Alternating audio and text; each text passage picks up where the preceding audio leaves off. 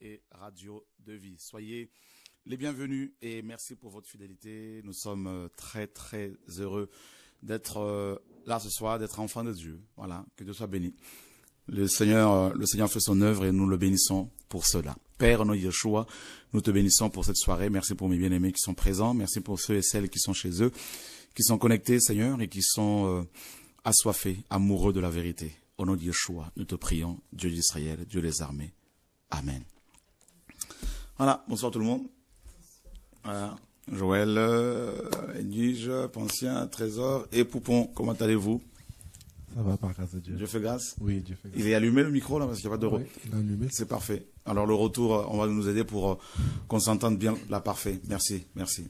Nickel. Alors, Edwige, comment vas-tu? Ça va, grâce à Dieu. Grâce à Dieu. Merci. Alléluia. Qu'est-ce que tu peux dire aux jeunes sœurs qui sont là, aux femmes qui sont là, qui te regardent juste à cette caméra-là, devant? Je peux juste leur dire de s'accrocher à Dieu et de continuer à avoir la foi et de persévérer dans la prière. Parce que le combat est là et sans Dieu, on peut rien. Il faut que Jésus soit là. Il faut qu'il soit au centre de toute chose.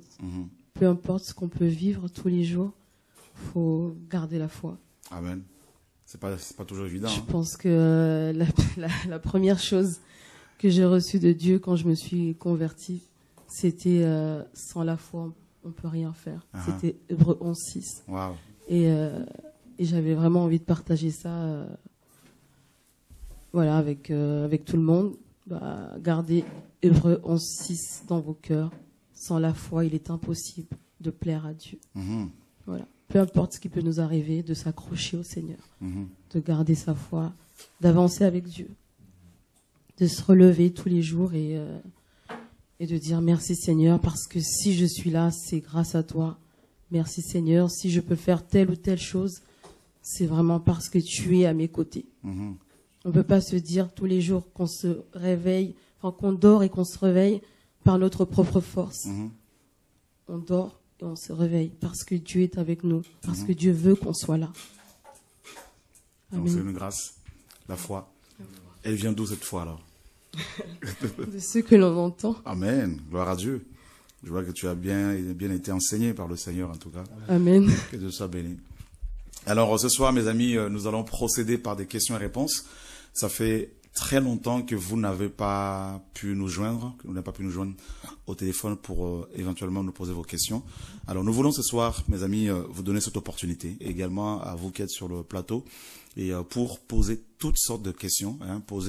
Posez-moi toutes sortes de questions, et nous allons vous répondre avec la parole de Dieu. Parce qu'il y en a qui disent que je fais des appels de fond pour c'est pas biblique, c'est pas machin, c'est pas. Alors il y a toujours des gens qui parlent parce que malheureusement on peut pas les empêcher de parler. Et je crois qu'il y en a, ils ont de langue complètement pendue. Et il faut peut-être les délivrer.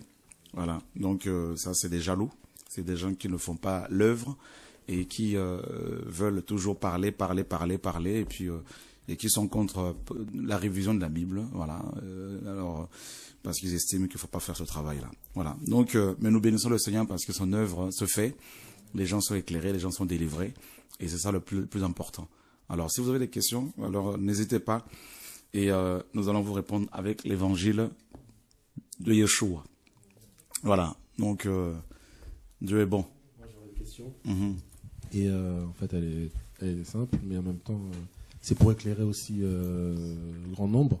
Je sais que récemment, tu as eu un enseignement sur la fin des temps, sur l'eschatologie. Et il y a un point en fait qui dérange beaucoup de chrétiens. Ça concerne en fait l'enlèvement de l'Église. Est-ce que l'Église va vivre la grande tribulation ou pas? Voilà. Très bonne question, Joël. Et alors, comme je disais, nous sommes dans une génération tellement corrompue, hein, avec la banalisation de la communication aujourd'hui, c'est-à-dire Internet qui se généralise, hein, et la téléphonie également. Avec ces moyens de communication modernes que nous avons aujourd'hui, eh ben, nous avons en même temps une prolifération des prophètes, des docteurs qui n'ont pas reçu l'appel de Dieu, qui ne sont pas appelés et qui se mettent à faire des vidéos, qui se mettent à faire des blogs, des sites pour diffuser leurs enseignements. Et malheureusement, ils ont aussi des adeptes qui les suivent. Donc, c'est aussi l'accomplissement de la prophétie biblique. Donc, du coup, il y a tellement d'enseignements erronés sur Internet que ça jette le trouble. Et beaucoup se posent des questions, mais quel enseignement est digne de foi? Où sont les vrais prédicateurs, les vrais enfants de Dieu? Et l'Église va-t-elle passer par la grande tribulation ou pas? Et non, l'Église ne passera pas par la grande tribulation, tout simplement parce que la grande tribulation est une période, selon les Écritures, non selon Shora, qui ne concerne aucunement l'Église. Et nous allons rapidement prendre la parole, et nous allons rapidement prendre la parole de Dieu. Et dans Jérémie chapitre 30, Joël, le verset 7. Parce que tout le monde n'est pas appelé à enseigner, tout le monde n'est pas... On peut prêcher l'évangile, mais l'enseignement, il faut être d'abord enseigné de Dieu et aussi enseigné des hommes que le Seigneur aussi a appelés. Hein? Donc, Paul a reçu quand même les bases. Il était chez Pierre, il a eu quand même le témoignage de Christ par Pierre et Jacques, tout ça. Et ensuite, le Seigneur est celui qui l'a plus enseigné, c'est vrai. Donc, Jérémie 30, 7. Jérémie chapitre 30, verset 7. Malheur que ce jour est grand. Il n'y en a pas eu de semblable. Il sera un temps de détresse pour Jacob, mais il en sera pourtant délivré. Okay. Malheur, n'est-ce pas, que ce jour est grand. Il n'y en a pas eu de semblable. D'accord? Il sera un temps de détresse pour Jacob, mais il en sera pourtant délivré. Donc, on apprend ici que ce jour est grand. De quel jour? Hein? Malheur car ce jour est grand. Et on nous dit que c'est un temps d'angoisse pour Jacob. D'accord? Et on nous dit au verset 8, et il arrivera en ce jour-là.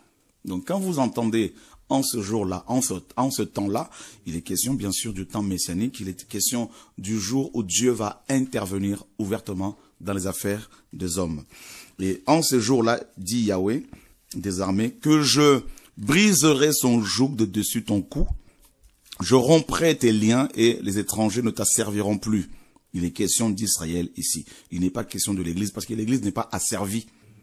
N'est-ce pas? L'Église n'est pas asservie. Or, il est question d'Israël parce que Israël est encore asservi aujourd'hui. Par d'abord le péché, parce qu'on voit ce qui se passe à Jérusalem, par aussi les nations étrangères et tout ça.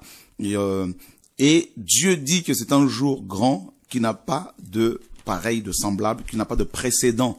Alors, allons voir dans Matthieu chapitre 24, parce que Yeshua va reprendre la même chose. Et la même chose.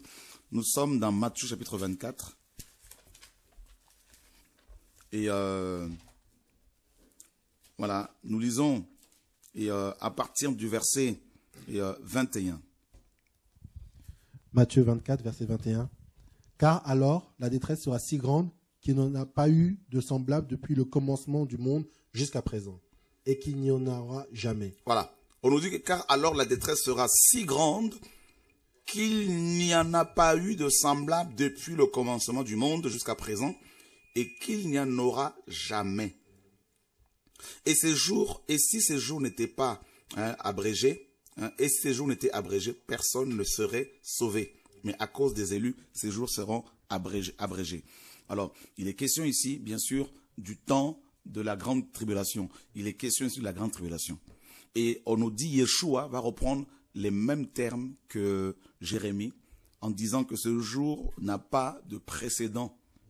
Et c'est un jour sans précédent dans l'histoire de l'humanité. Et regardez au verset, au verset 20, « Priez pour que votre fuite n'arrive pas en hiver, ni un jour de sabbat. » D'accord? Et au verset 19, « Malheur aux femmes enceintes et à celles qui allaiteront en ce jour-là. » Voyez? Et on va encore plus loin. Et au verset 15, « Or, quand vous verrez l'abomination qui causera la désolation, qui a été prédite par Daniel le prophète, et être établie dans le lieu saint, que celui qui lit ce prophète y fasse attention.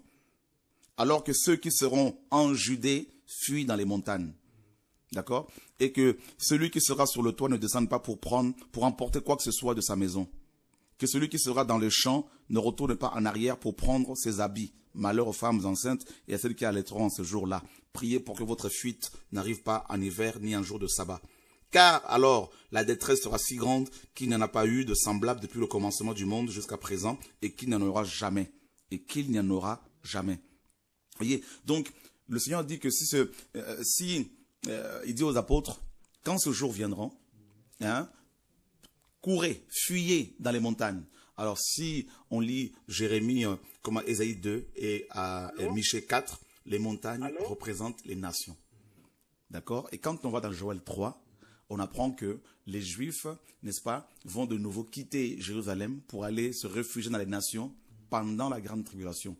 Parce que Israël sera coupé en deux. D'accord? Partagé par les nations. Les nations vont envahir Israël, selon Joël, selon Zacharie 14, selon la prophétie biblique. Donc on voit bien que l'Église n'est pas concernée par la grande tribulation parce que la grande tribulation va être déclenchée par l'abomination de la désolation dans le saint, dans le lieu saint, dans le temple de Jérusalem. Et on ne parle de la Judée. Ici, ce n'est pas, on ne va pas faire une interprétation allégorique. D'accord? On doit faire une interprétation littérale. Donc, il est question ici de la Judée, c'est-à-dire d'Israël, d'accord? Et parce que la Judée aujourd'hui c'est Israël, donc la Judée dont la capitale Jérusalem. Et il n'est pas question ici de Paris, de France, de l'Europe, de la France, de la Belgique. Il est question de la Judée. Et la Judée, géographiquement, ne se trouve pas en Afrique, ne se trouve pas en Europe. Elle se trouve en Judée, c'est-à-dire au Moyen-Orient. D'accord? Donc, il faut connaître un peu la géographie. Alors, il faut que ces gens soient enseignés parce qu'il y a vraiment un mélange. Et il y a plein d'autres passages bibliques qui nous montrent que l'Église ne passera pas par la grande tribulation. Déjà, nous avons ce passage-là. Nous sommes toujours dans Daniel. Nous allons dans Daniel, pardon. Nous allons dans Daniel chapitre 9. Nous avons quelqu'un en ligne. On va vous recevoir dans quelques secondes. Daniel chapitre 9. Et Daniel n'est pas parmi. Nous sommes dans... Comment? Ouais, Daniel chapitre 9.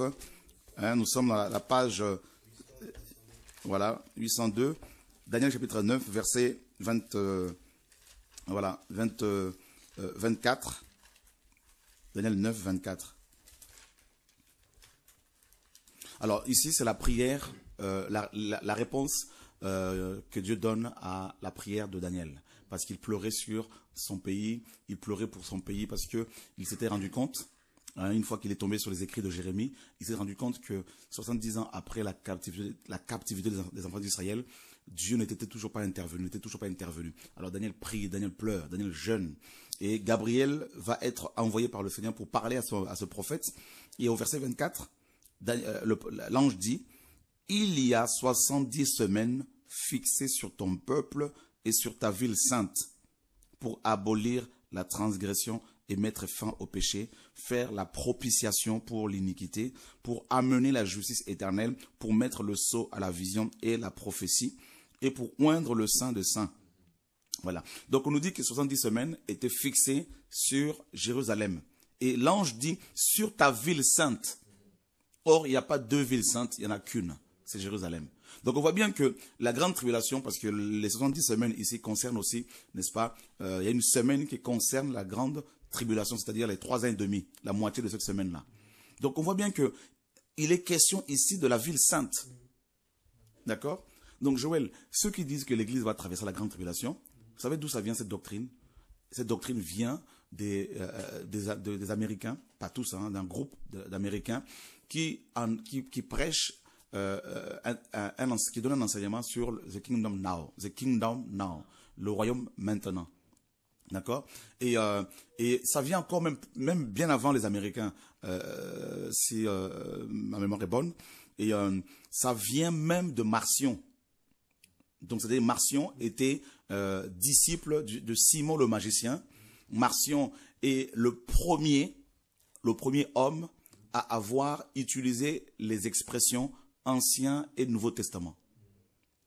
Parce qu'il voulait justement, il était judéophobe, antisémite, et il voulait, n'est-ce pas, séparer les chrétiens de leur héritage juif. Et voilà comment Marcion va enseigner au début du IIe siècle, après Jésus-Christ bien sûr, en disant qu'il y a un Dieu pour l'Ancien Testament, qu'il a nommé Démiurge, c'est-à-dire une divinité égyptienne, et il y a un Dieu pour le Nouveau Testament, pour le Dieu de chrétiens. Donc, il a été le premier homme à, n'est-ce pas, ouvrir la voie à l'antisémitisme que l'on voit dans le christianisme, à la judéophobie, à l'antipathie, la haine que certains chrétiens ont contre les juifs.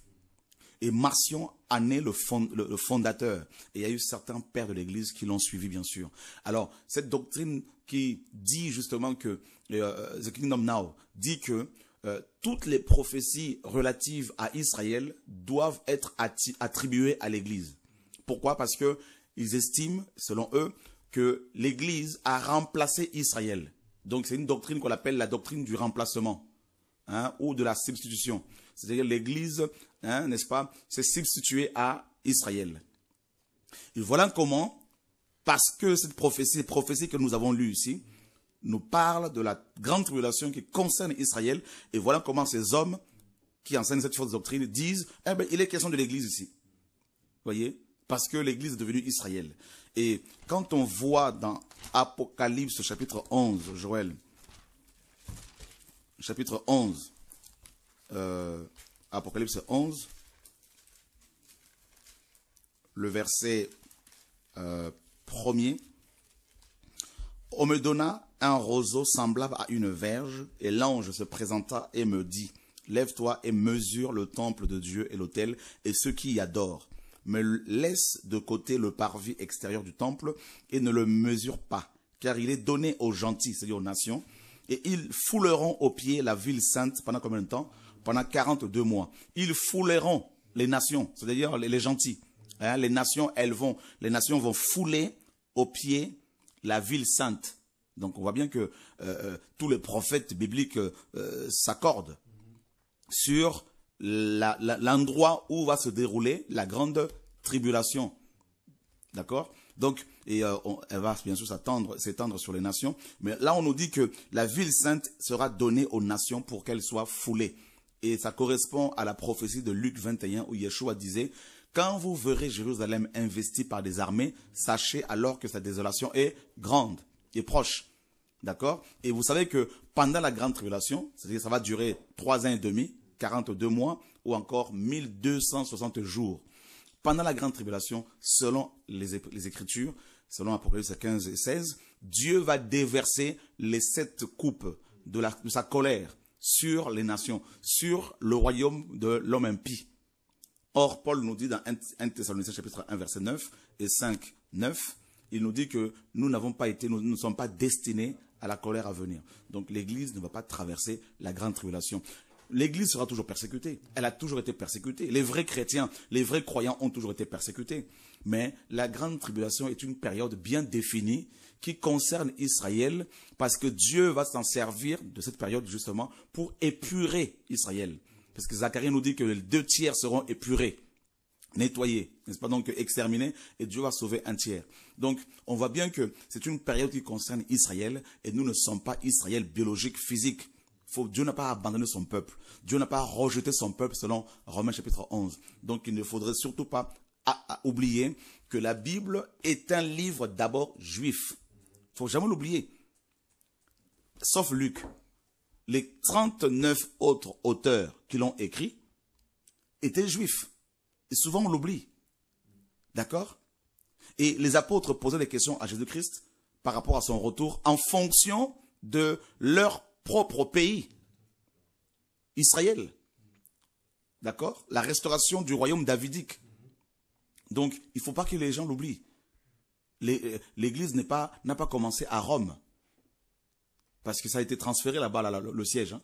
Donc, à Rome, avec la papauté. Donc, du coup, les chrétiens issus des nations croient que ça a commencé à Rome, hein, au Vatican. Et d'ailleurs, même pour réviser la Bible, il faut recevoir l'autorisation romaine du Vatican. Parce qu'ils vont te dire, mais tu n'as pas le droit de faire ça. J'ai pas le droit. Pourquoi j'ai pas le droit? Si Dieu me demande de le faire, pourquoi n'aurais-je pas le droit? Voilà. Que Dieu soit béni. Alors, on a quelqu'un en ligne. Allô, bonsoir. Ouais, bonsoir, frère Chora. Oui. Oui, ma question est celle-ci. Bon, c'est un peu long. Alors, pendant les milléniums, nous serons avec le Seigneur sur la terre. Et les restes de ceux qui ne seront pas enlevés seront aussi sur la terre. Tout à fait. Ok. Alors, à ce moment-là, Satan est aussi enfermé pendant 1000 ans. Pendant 1000 ans, tout à fait. Voilà. Maintenant, ma question est celle-ci. Comment maintenant les restes des habitants de la planète Terre vivront maintenant à cette époque-là, ou bien à ce temps-là, puisque le tentateur est enfermé? Seront-ils encore tentés? Ou quel genre de vie ils vivront? Et ma sous-question est celle-ci. C'est comme s'il y aura une partie où nous sommes dans les milléniums et les restes de la planète Terre, je ne sais pas, je n'arrive pas à me retrouver. Si vous pouvez me préciser. Ok, très bonne question, frère. Donc, on va prendre Matthieu chapitre 25. Matthieu chapitre 25. Et nous lisons à partir du verset 31. Voilà, Matthieu 25, verset 31. Et Edwige, est-ce que tu peux nous le lire, s'il te plaît? Matthieu 25. C'est vert, hein? Ok, c'est pas encore vert. Matthieu 25, 31. Ok, c'est parfait. Or, quand le Fils de l'homme viendra, environné de sa gloire et accompagné de tous les saints anges, alors il s'assiera sur le trône de sa gloire, et toutes les nations seront assemblées devant lui. Et il séparera les uns d'avec les autres, comme le berger sépare les brebis d'avec les boucs. Et il mettra des brebis à sa droite et les boucs à sa gauche. Ok. Et regarde, tu peux lire maintenant le verset 41.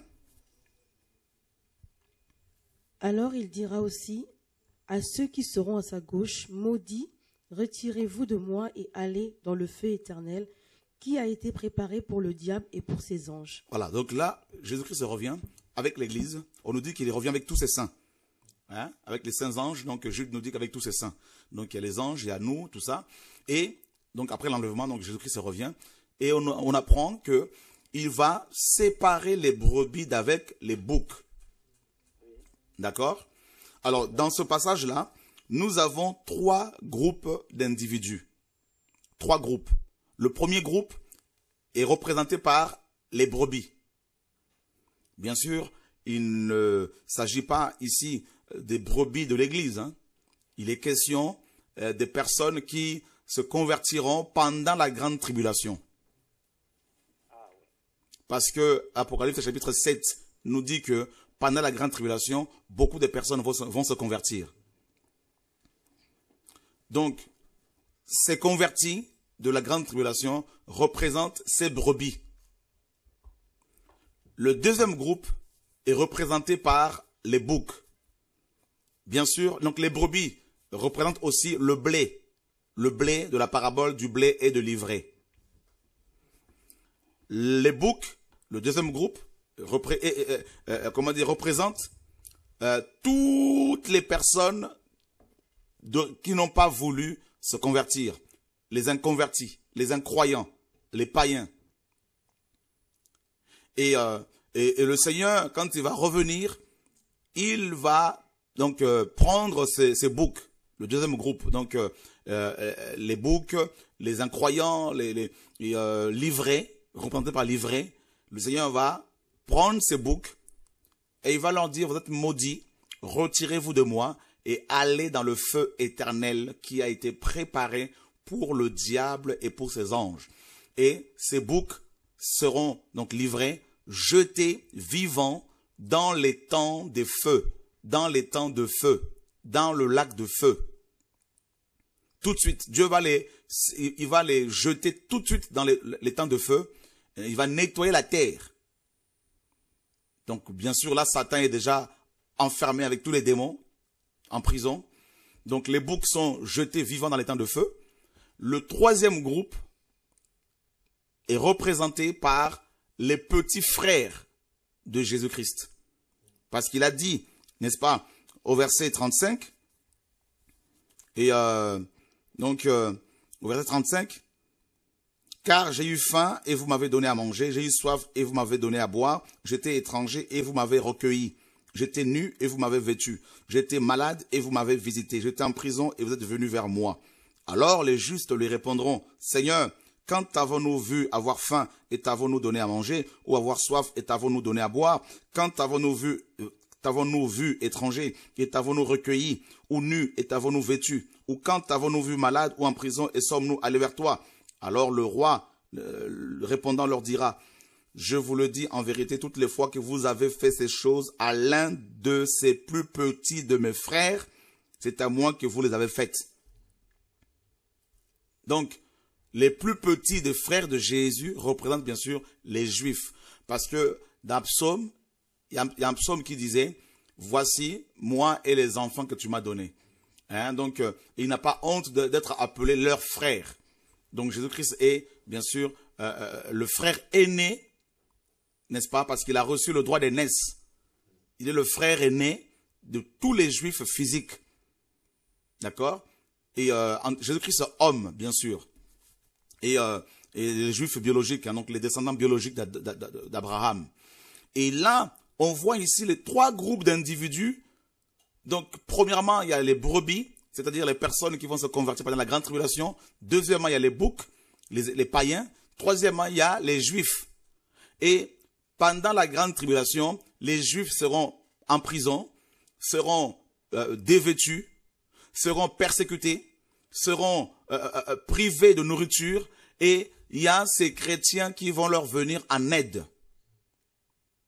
Comme lors de la persécution des Juifs sous Hitler, il y a beaucoup de Français, quelques Français qui leur étaient venus en aide, qu'on a nommés, qu'on appelle jusqu'à ce jour les justes, qui cachaient les Juifs. Voyez. Donc, et cette, n'est-ce pas, situation va se répéter pendant la grande tribulation, et ces chrétiens-là, convertis, ces brebis, vont venir en aide aux Juifs. Alors le Seigneur va aussi les récompenser. Et dans Matthieu 10, le Seigneur disait, celui qui donnera un verre d'eau à un de ses plus petits parce qu'il est mon disciple, il ne perdra pas sa récompense. Celui qui recevra un prophète en qualité de prophète ou un juste en qualité de juste ne perdra pas sa récompense. Donc le Seigneur ici accomplira cette promesse. Et donc maintenant, la terre, une fois débarrassée de Satan, le démon, lié selon Apocalypse 20, jeté dans l'abîme, débarrassé des inconvertis, des païens, le Seigneur va maintenant établir son royaume, le millénium. Il va restaurer Israël, il va restaurer la terre pendant 1000 ans. Et pendant 1000 ans, dans ce royaume, il y aura l'Église, les chrétiens de l'Église, les saints de l'Église, de la grâce, qui auront vécu, pour ceux qui sont morts, la résurrection, et pour ceux qui sont vivants, l'enlèvement. Ils auront vécu, n'est-ce pas, la glorification, ils auront connu la glorification de leur corps. Donc ils vont revenir, ils vont avoir des corps glorieux. Ils seront ni femmes, ni hommes, ils ne pourront plus se reproduire parce qu'ils seront comme des anges, comme le Seigneur le dit. Et donc c'est l'Église. Deuxièmement, il y a les brebis qui vont entrer avec les Juifs. Les brebis et les plus petits frères de Jésus, ils vont entrer dans ce royaume avec leurs corps normaux. C'est-à-dire, ils vont continuer à avoir des enfants. Les femmes vont continuer à faire des enfants, contrairement à l'Église. Mais nous serons tous membres de ce royaume. Voilà comment ça va se passer. Et le Seigneur, pendant ce royaume, pendant son règne millénaire, il va, en fonction de notre fidélité, il va attribuer des villes, la gestion des villes, de certaines villes, aux uns et aux autres. Et selon Ésaïe 1, 26, Dieu va restaurer le gouvernement théocratique. C'est-à-dire, il va restaurer l'époque des juges. Et il le dit si bien dans Ésaïe 1, 26, que je vais lire rapidement. Il dit ceci, notre Dieu. Mais je rétablirai tes juges tels qu'ils étaient autrefois et tes conseillers tels qu'ils étaient au commencement. Après cela, on t'appellera la cité de la justice, la ville fidèle. Voilà.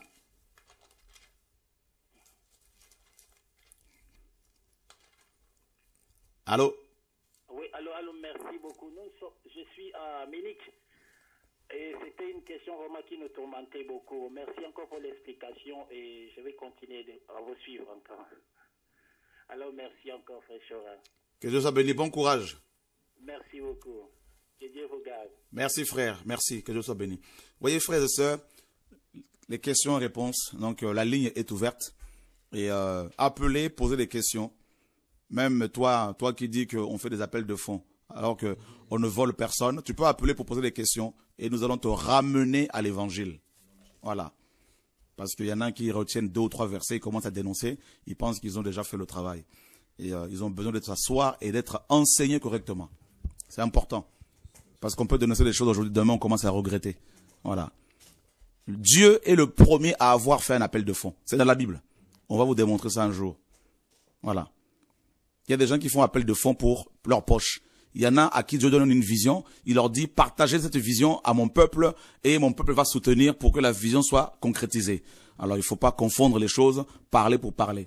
Voilà.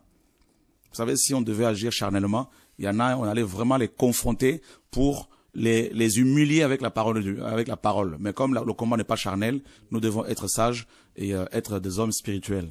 Voilà. Que Dieu soit béni.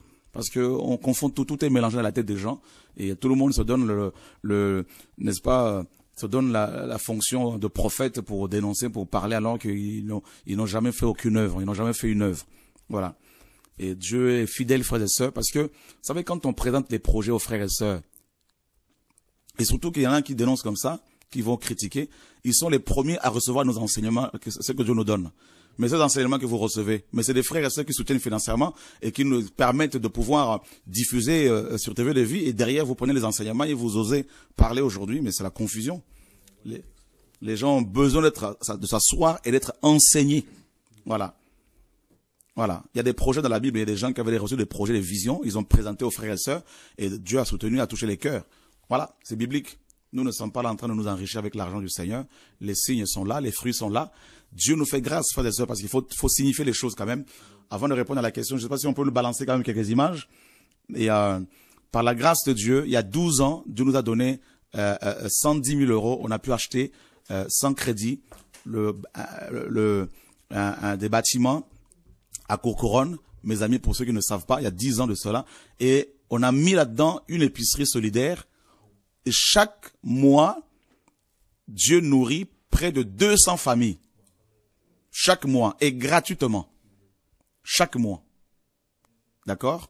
Et par la grâce du Seigneur, et des gens qui sont dehors, et actuellement, nous hébergeons des SDF dans ces locaux. Il y a une dizaine, je crois, si je ne me trompe, et qui sont logés là-dedans, et des gens qui dorment dehors, qui n'ont pas de toit, qui étaient délaissés, et ils sont en train de dormir dans ces locaux et qu'on a pu acheter grâce au Seigneur et tout ça. Donc je crois que ceux qui parlent, ils parlent parce qu'ils connaissent rien. Au lieu de poser des bonnes questions, et ça va parler sans connaître les histoires, l'origine des choses. C'est vraiment la confusion. Je crois que il n'y a pas un peuple aussi un culte que ce peuple, que Dieu nous, mais ce peuple, le peuple humain, voilà. L'homme est parfois, le manque d'intelligence, le manque d'information peut tuer les gens. Non, c'est la jalousie. Il y a aussi la jalousie. Moi, je pense que c'est un problème de jalousie. Mm-hmm. Parce que, comme tu dis, il y a 10 ans en arrière, effectivement, il y avait déjà ces aides-là qui étaient données. Mm-hmm. C'est vrai que c'était peu, mais il y en avait quand même. Si Dieu permet qu'elles puissent être plus grandes et plus élargies par rapport aux familles qui sont en difficulté, dans la mesure où on est dans un dans une période qui est très difficile pour beaucoup de personnes. Même ceux qui travaillent n'arrivent pas à s'en sortir. Si aujourd'hui on peut aider une plus grande population, pourquoi ne pas le faire? Pourquoi ne pas le faire? Parce que c'est avec l'argent du Seigneur qu'on le fait. On ne prend pas l'argent du Seigneur pour jeter dans les poubelles. Au contraire, il y a des familles qui souffrent, il y a des parents qui sont dans les difficultés malgré le travail. Il y a beaucoup de sociétés qui ferment aujourd'hui.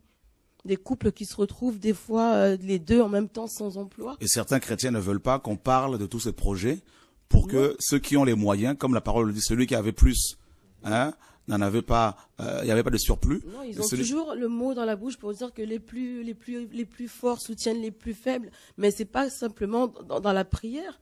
Les gens doivent manger aussi. Il faut des actes concrets. Effectivement. Parce que c'est facile d'être derrière un écran et de se mettre à parler et de ne jamais aller à la rencontre des gens qui souffrent pour leur venir en aide. Donc, voilà. On a quelqu'un en ligne pour une question. Et les images sont-elles prêtes ou pas? Ok. Allô?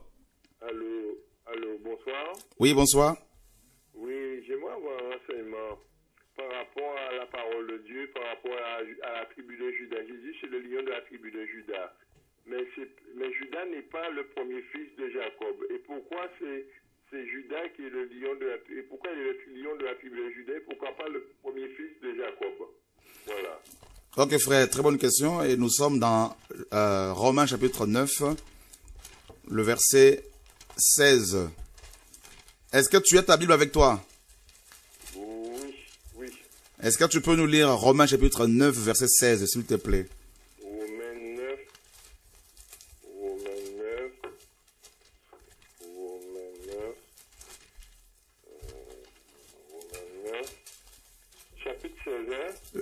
Chapitre 9, verset 16. Chapitre 9, verset 16. Oui.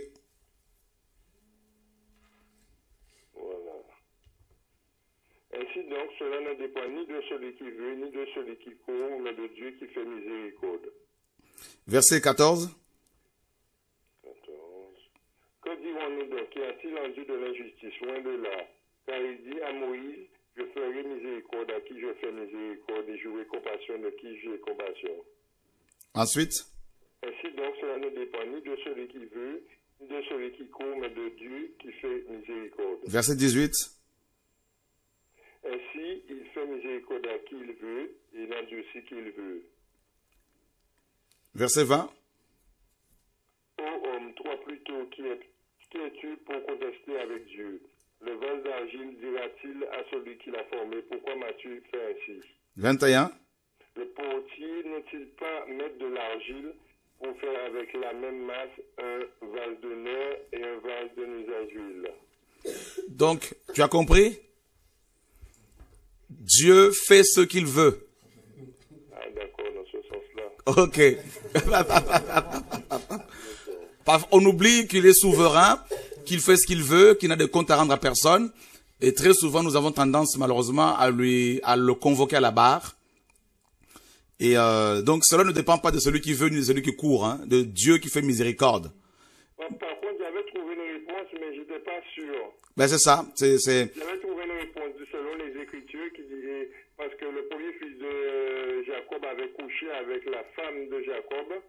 Alors j'ai dit peut-être c'est pour cette raison-ci que... Ouais, mais Judas n'était pas le deuxième. Mais il était le troisième, Judas était le troisième. Voilà, il aurait pu... pourquoi Judas? Premièrement, parce que Dieu fait ce qu'il veut. Deuxièmement, parce que le nom de Judas même était un nom prophétique. Si l'on veut maintenant rentrer dans la prophétie.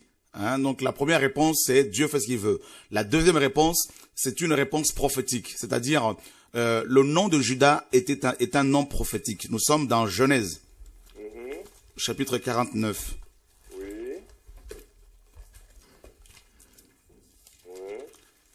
Bien sûr, Ruben avait connu, souillé la couche de son père, c'est vrai. Et mais il y a aussi une raison prophétique à cela, parce que si on suit cette logique-là, on pouvait dire pourquoi Judas, parce qu'il était le troisième. Voilà. Donc nous sommes dans Genèse 49 et nous lisons à partir du verset 9. 8, pardon. Judas, quant à toi, tes frères te loueront. Ta main sera sur la nuque de tes ennemis. Les fils de ton père se prosterneront devant toi. Voilà. Donc, c'est Jacob qui a prophétisé. Judas est un jeune lion. Mon fils, tu reviens du carnage. Mon fils, il ploie les genoux, il se couche comme un lion, comme une lionne. Qui le fera lever? Le sceptre ne s'éloignera pas de Judas, ni le bâton de législateur d'entre ses pieds, jusqu'à ce que le Shiloh vienne et que les peuples lui obéissent. Le sceptre, donc nous sommes c'est le royaume ici. Il attache à la vigne son anon. Il attache à la vigne son anon. Donc l'anon est lié à Judas. On comprend pourquoi Yeshua était assis sur un anon. Et on comprend aussi pourquoi il a dit qu'il est la vigne, dans Jean 15. Et au sceptre excellant le petit de son ânesse, il lavera son vêtement dans le vin. On comprend pourquoi dans Apocalypse 19, il est dit que son vêtement est teint de sang. Et son vêtement dans le sang des raisins. Il a les yeux rouges de vin et les dents blanches de lait. On comprend pourquoi les yeux de Jésus-Christ, selon Apocalypse 19, sont rouges. Donc, Jacob a prophétisé par l'esprit que Judas, n'est-ce pas, serait le prince de tous ses frères. En fait, le mot Judas, le nom de Judas, signifie aussi louange. Voilà pourquoi il dit que ses frères allaient le louer. Donc, louange. Et on sait tous que, en fait, quand les enfants d'Israël sont arrivés à Canaan, avant d'entrer à Canaan, pardon, ils ont posé la question au Seigneur, selon le juge, qui de nous montera le premier? Et Dieu a dit Judas. Littéralement, Yeshua. Voilà pourquoi il est le premier en tout. Voilà pourquoi la louange doit monter avant toute chose. Voilà. D'accord. Merci beaucoup. Que Dieu soit béni, frère. Bon Dieu béni les autres. Hein? Merci, bonne soirée. Au revoir. Au revoir. Voilà, on a besoin de la parole, frères et sœurs, c'est important. Et vous savez, Dieu, la connaissance qu'il donne à ses enfants, on va pas s'en servir pour pouvoir démontrer quoi que ce soit. Mais nous voulons aussi, avec la parole, fermer la bouche le détracteur. Fermer la bouche parce que et les gens parlent parfois des choses qu'ils ignorent. Vous voyez, pour aussi aider. Hein, donc, quand les gens vont dire, par exemple, certains, pourquoi réviser la Bible? Pourquoi ne pas la Bible seconde? Parce qu'on a la Bible seconde depuis des années. Mais ces gens sont vraiment incultes. Excusez-moi, mais ils sont vraiment incultes. Il manque la culture générale, même l'histoire même de l'Église, ils connaissent pas. Parce que la Bible de Louis II, la première Bible seconde a été éditée, publiée en 1880. C'est-à-dire au 19e siècle. Donc, maintenant la question que je pose, avant 1880, les gens avaient quelle Bible? Parce que Louis II n'était pas encore là. Vous voyez? Est-ce que ces mêmes personnes-là vont voir la rédaction du Robert, Pas du tout, mais justement. Le micro, tu disais? Je disais, est-ce que ces mêmes personnes vont voir aussi ce qui se passe au niveau du Robert, qu'on utilise les dictionnaires, comme le Larousse, qui sont révisés régulièrement, et des nouveaux mots qui rentrent. En fait, donc, est-ce qu'ils mettent en doute aussi ces personnes-là qui révisent? C'est un problème c'est un problème de connaissance, d'instruction aussi pour certains, d'incrédulité pour les autres, de méchanceté pour certains aussi. Donc la jalousie, tout ça. Et à une grande partie, c'est vraiment l'ignorance. C'est la colère et la méchanceté. En fait, moi, je pense que c'est surtout entre nous aussi en tant que Africains. Je pense que c'est ça. On n'a pas envie que notre frère réussisse. Voilà, c'est ça. On le voit dans beaucoup de choses. On le voit partout. On passe dans l'administration. Des fois, quand on rencontre une personne qui est noire, excusez-moi du terme, mais des fois, ça passe pas toujours facilement, en fait. C'est comme si voilà, on se dit ah bah tiens, l'autre, je suis supérieur à la personne que j'ai en face de moi. Donc, j'ai pas envie, en fait, que mon ami qui est comme moi avance, prospère. On a toujours je sais pas, c'est pas dans notre culture. je peux pas dire que c'est dans notre culture, je veux dire, c'est plutôt le problème mental, je pense. C'est aussi dans la culture africaine. Malheureusement, il faut le dire. C'est dans la culture africaine.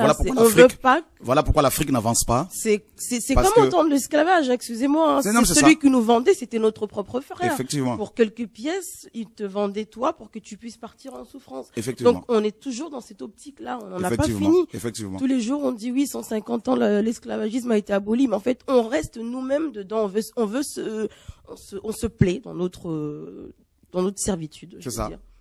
C'est exactement ça, parce que, comme je le disais, beaucoup, il y en a qui vont dire, mais oui, mais on a la Louis Segond, ça nous suffit. Mais oui, Louis Segond a été publié pour la première fois en 1880. D'accord? Et révisé, 1 an après sa mort. D'accord? 1 an après sa mort. Et elle a été révisée aussi en 1910. D'accord? Révisée encore en 1978. La Bible de la Colombe, révisée encore en 1979, la NEG, hein, donc nouvelle Bible Segond révisée, d'accord, et révisée encore en 2002, la NBS, d'accord, où l'on a enlevé carrément le mot repentance, remplacé par changement radical. C'est une insulte. Et révisé encore en 2007 avec la Segond 21, qui est quand même pas mal parce que la Segond 21 a pris, s'est aligné un peu sur les Bibles traduites à partir des textes majoritaires, des Bibles comme la Martin, l'Osterwald, la Bible de l'Épée, la Bible de Genève, la Bible de Sassy, et il y a plein d'autres versions que je ne veux pas forcément citer ici. Voilà. Donc, et c'est l'ignorance tout simplement, et aussi la jalousie, et les gens comprennent les choses à l'envers. Donc je crois qu'on va davantage expliquer les gens avec la parole, et ceux qui sont de Dieu, ils vont comprendre, et que c'est tout à fait normal. Pourquoi? Parce que Dieu, c'est lui qui décide. Si Dieu il dit à quelqu'un, faites-moi ce travail, faites à un groupe de gens, faites-moi ce travail, qui peut s'y opposer? Dieu fait ce qu'il veut. Voilà. Donc n'en déplaise aux gens, mais Dieu fait son travail, et puis on avance. Justement, pour revenir à ce que tu dis, et je bénis vraiment Dieu parce que Dieu connaît toutes choses à l'avance, et il sait ce qu'il fait. Et par rapport à la BJC, je parle parce que il y a 2 semaines apparemment, la LERGA, c'est ça, non? La LERGA, ils ont voté avec le Vatican, tout ça, pour toutes les versions qu'il y a aujourd'hui, le Louis II, tout ça, ils vont retirer une centaine de versets dedans, qui parlent en fait du sioniste, enfin qui parlent des Juifs, et ça plaît pas aux Juifs, ils vont les retirer. Ah, tu vois. Donc c'est-à-dire que les Bibles qui vont sortir récemment là, prochainement, elles seront encore plus corrompues qu'elles le sont déjà maintenant. Voilà. Et les gens en fait ils se rendent pas compte que voilà les instituts bibliques sont dirigés par des gens qui sont pas forcément chrétiens. Et les gens, parce que le problème c'est, vous savez, dans la culture de beaucoup de gens, dans leur mentalité, on leur a fait croire que la Bible ne peut être révisée que par le Vatican ou par les Occidentaux, par les Américains. Donc c'est ce qu'on a fait croire aux gens. Eux-mêmes aussi, les Africains se sont fait croire ça. Eux-mêmes aussi, là, ils se sont montés la tête. Et donc du coup, quand un Français par exemple va faire un travail, on va dire non, il n'est pas américain, il faut que ça vienne des États-Unis. Tout doit venir des États-Unis. Vous voyez, dans la culture des gens. Donc quand ça vient des États-Unis, des anglophones, on dit là c'est correct, là c'est propre. Mais quand c'est un Français, quand c'est un Africain, on dit non, là c'est vraiment pas ça, il faut vérifier, c'est pas normal, c'est pas ci, c'est pas ça. Et c'est le... En fait, le problème il est clair, comme on dit, pour pas aller très loin avec ça. Si tout simplement on disait que c'était des personnes qui habitaient à Dallas ou au Texas avec telle ministrie, on ferait pas pas attention à chercher quoi que ce soit, parce qu'il y a des versions de la Bible, il y en a plusieurs. Il y en a plusieurs, et les gens oublient même que tous les ans la Bible est révisée. Donc c'est pas un problème, mais c'est simplement effectivement c'est la culture tout simplement. La culture, ouais. Voilà. Parce qu'en fait, il y en a aussi qui disent mais pourquoi lui se permet d'écrire cette Bible? Il est qui, lui? La Bible de Jésus, mais ça veut dire quoi? Jésus, il a écrit aucune Bible. En fait, c'est aussi des ignorants et qui méritent d'être délivrés. Et pour ceux qui sont délivrables, si je peux m'exprimer ainsi. Et parce que c'est quand même, vous savez, Dieu dit mon peuple est détruit parce qu'il manque la connaissance. Et toutes les Écritures nous disent nous disent, pardon, toutes les Écritures, l'ensemble des Écritures, l'ensemble de la prophétie biblique, elle élève, glorifie une seule personne, Yeshua. C'est clair, Jésus-Christ est la personne centrale des Écritures. Donc, je ne vois vraiment pas où se pose le problème. Si un livre s'appelle la Bible de Jésus-Christ, on n'a pas voulu mettre, comment dire, voilà, c'est comme ça, et ça plaît pas, ben tant pis, puis on s'en fiche. D'autres vont plus loin par rapport à ce problème-là, qui diront que même si la Bible qui a été révisée est quasiment parfaite, diront que le problème justement c'est le nom. Au ciel Jésus-Christ, par exemple, on a entendu des gens qui pouvaient dire au ciel Jésus-Christ n'a pas une BJC. Aller jusqu'à de tels commentaires, c'est un peu... Eh ben, tu verras malheureusement, souvent ceux qui vont dire cela, et malheureusement il faut le dire, c'est nos amis africains. Effectivement, plus voilà. C'est ça. Et il y a une Bible éditée, une Bible pour les homosexuels, hein. Donc il y a pas de, ils ne disent rien par rapport à ça. Voilà, il y a une Bible, la seconde, comment dire, la NBS, la seconde de 2002, où l'on a enlevé le mot repentance, hein, et pour le remplacer par changement radical. Ça, ils n'ont pas vu ça, ils n'ont vu que du feu. Et, voilà, parce que ça vient de la Suisse. Voilà, donc Suisse ou France, je sais plus. Et donc ça, y a pas de problème. Et une Bible, comment dire, la Bible de Bayard, l'édition Bayard, hein, donc une Bible tellement corrompue. On fera des émissions là-dessus pour éclairer encore les enfants de Dieu. Mais là-dessus, personne n'en a parlé, il n'y a pas de problème. Le problème, c'est à cause de ça que l'Afrique n'avance pas. C'est à cause de ça que beaucoup d'hommes noirs n'avancent pas. Hein, parce que, je vous dis, je donne un exemple. Vous savez que le réfrigérateur, c'est un noir qui l'a inventé.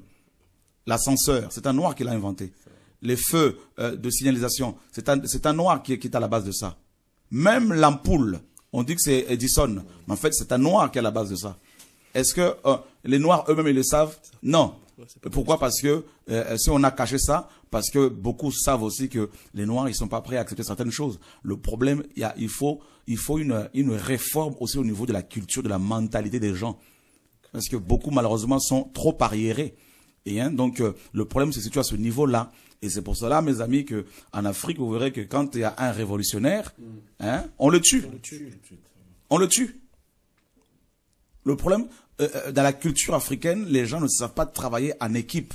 Travailler dans un corps, ils connaissent pas. C'est chacun pour soi. Donc, et le problème se situe à ce niveau-là. Donc, il faut une réforme, il faut une délivrance, non pas forcément de démons, mais une délivrance par rapport à, n'est-ce pas, à l'ignorance. Parce que c'est grave. C'est grave. Apôtre, par contre, tu peux peut-être expliquer aux gens, alors, qui a le droit de réviser la Bible? Qui a le droit? Quelle permission, peut-être les gens qui se posent, est-ce que quelle permission, qui peut faire ce travail? Mais n'importe qui a reçu l'appel de Dieu peut faire ce travail de révision.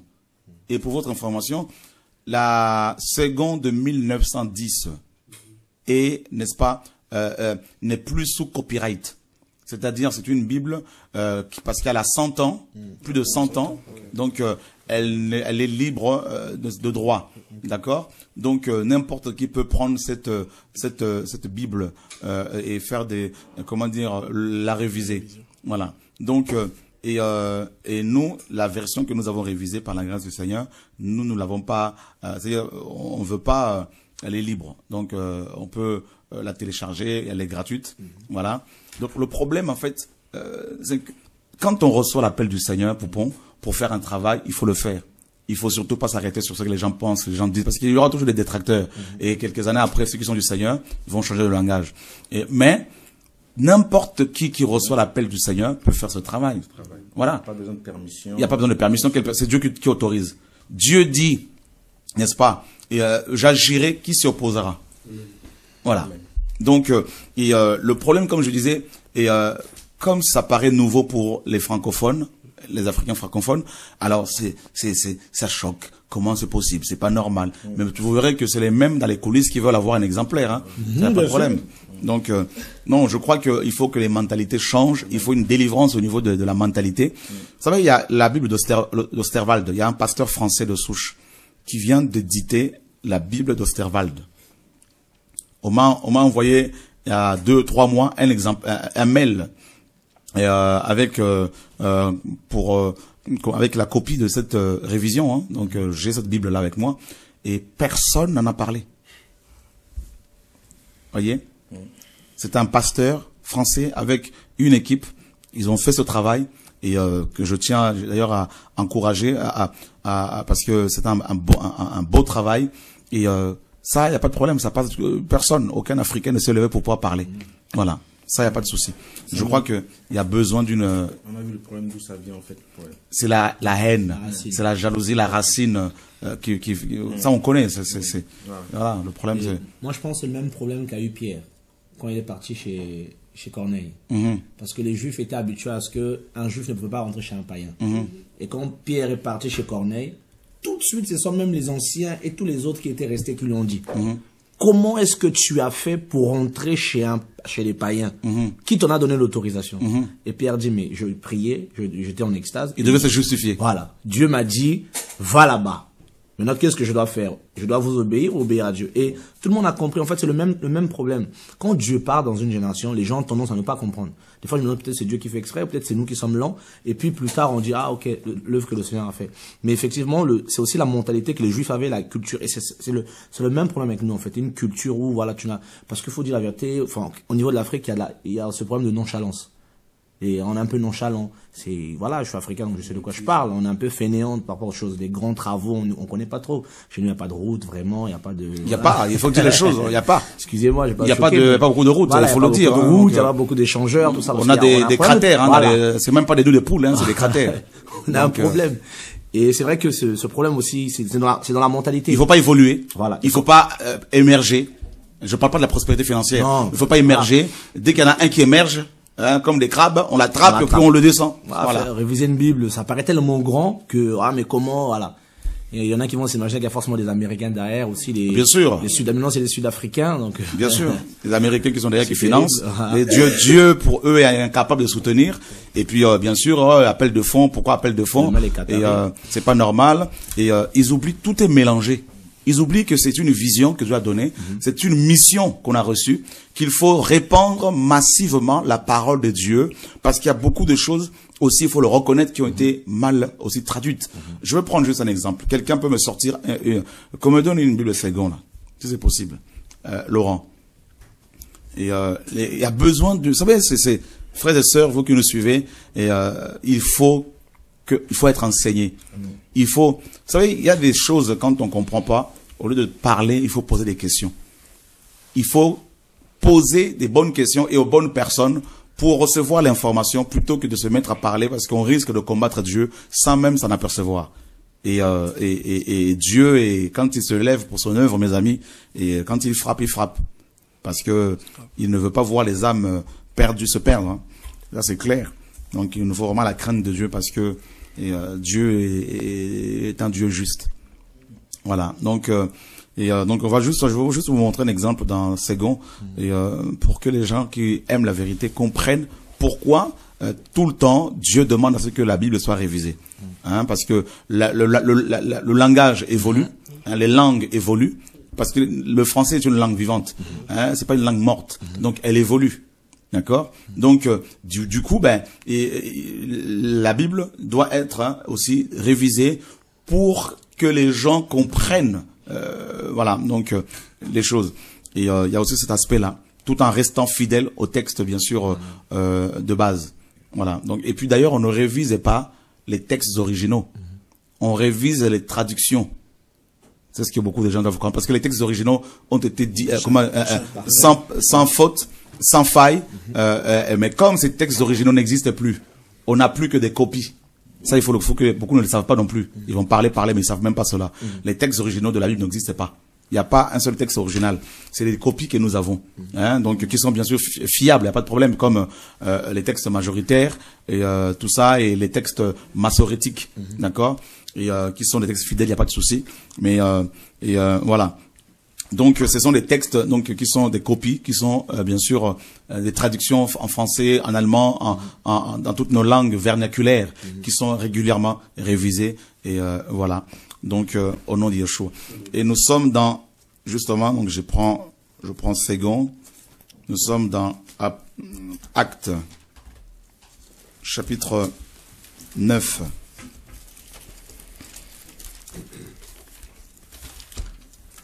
Voilà. Et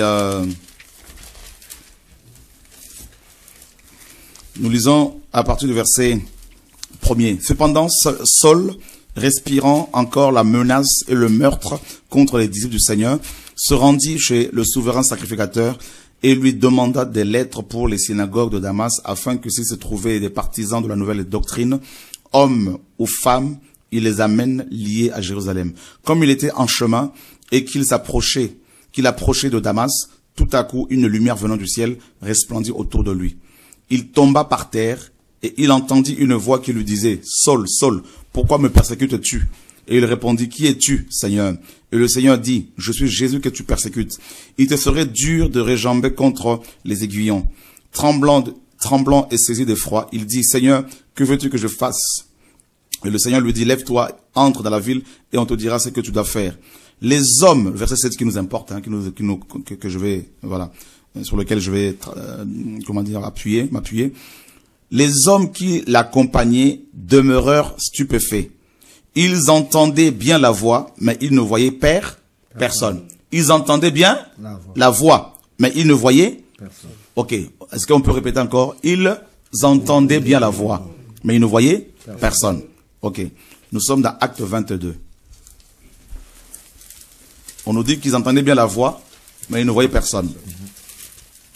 Voilà. Donc, nous sommes dans Acte 22. Paul dit, donc c'est la même histoire, hein. Verset 6. Comme j'étais en chemin et que j'approchais de Damas, tout à coup, vers midi, une grande lumière venant du ciel resplendit autour de moi. Et ensuite, je tombais par terre et j'entendis une voix qui me disait, Saul, Saul, pourquoi me persécutes-tu? Je répondis, qui es-tu, Seigneur? Et il me dit, je suis Jésus de Nazareth que tu persécutes. Ceux qui étaient avec moi virent bien là la lumière, mais ils n'entendirent pas la voix de celui qui parlait. Donc on voit ici une contradiction. Dans le chapitre 9, il est dit que les hommes qui étaient avec Paul entendaient bien la voix, mais ils ne voyaient personne. Et ici on nous dit qu'ils n'entendaient pas la voix. Vous comprenez pourquoi aussi des musulmans se servent de cette contradiction, notamment parce qu'il y en a quelques-unes ici et là, et pour dire que, vous voyez, dans votre Bible, il y a beaucoup de contradictions.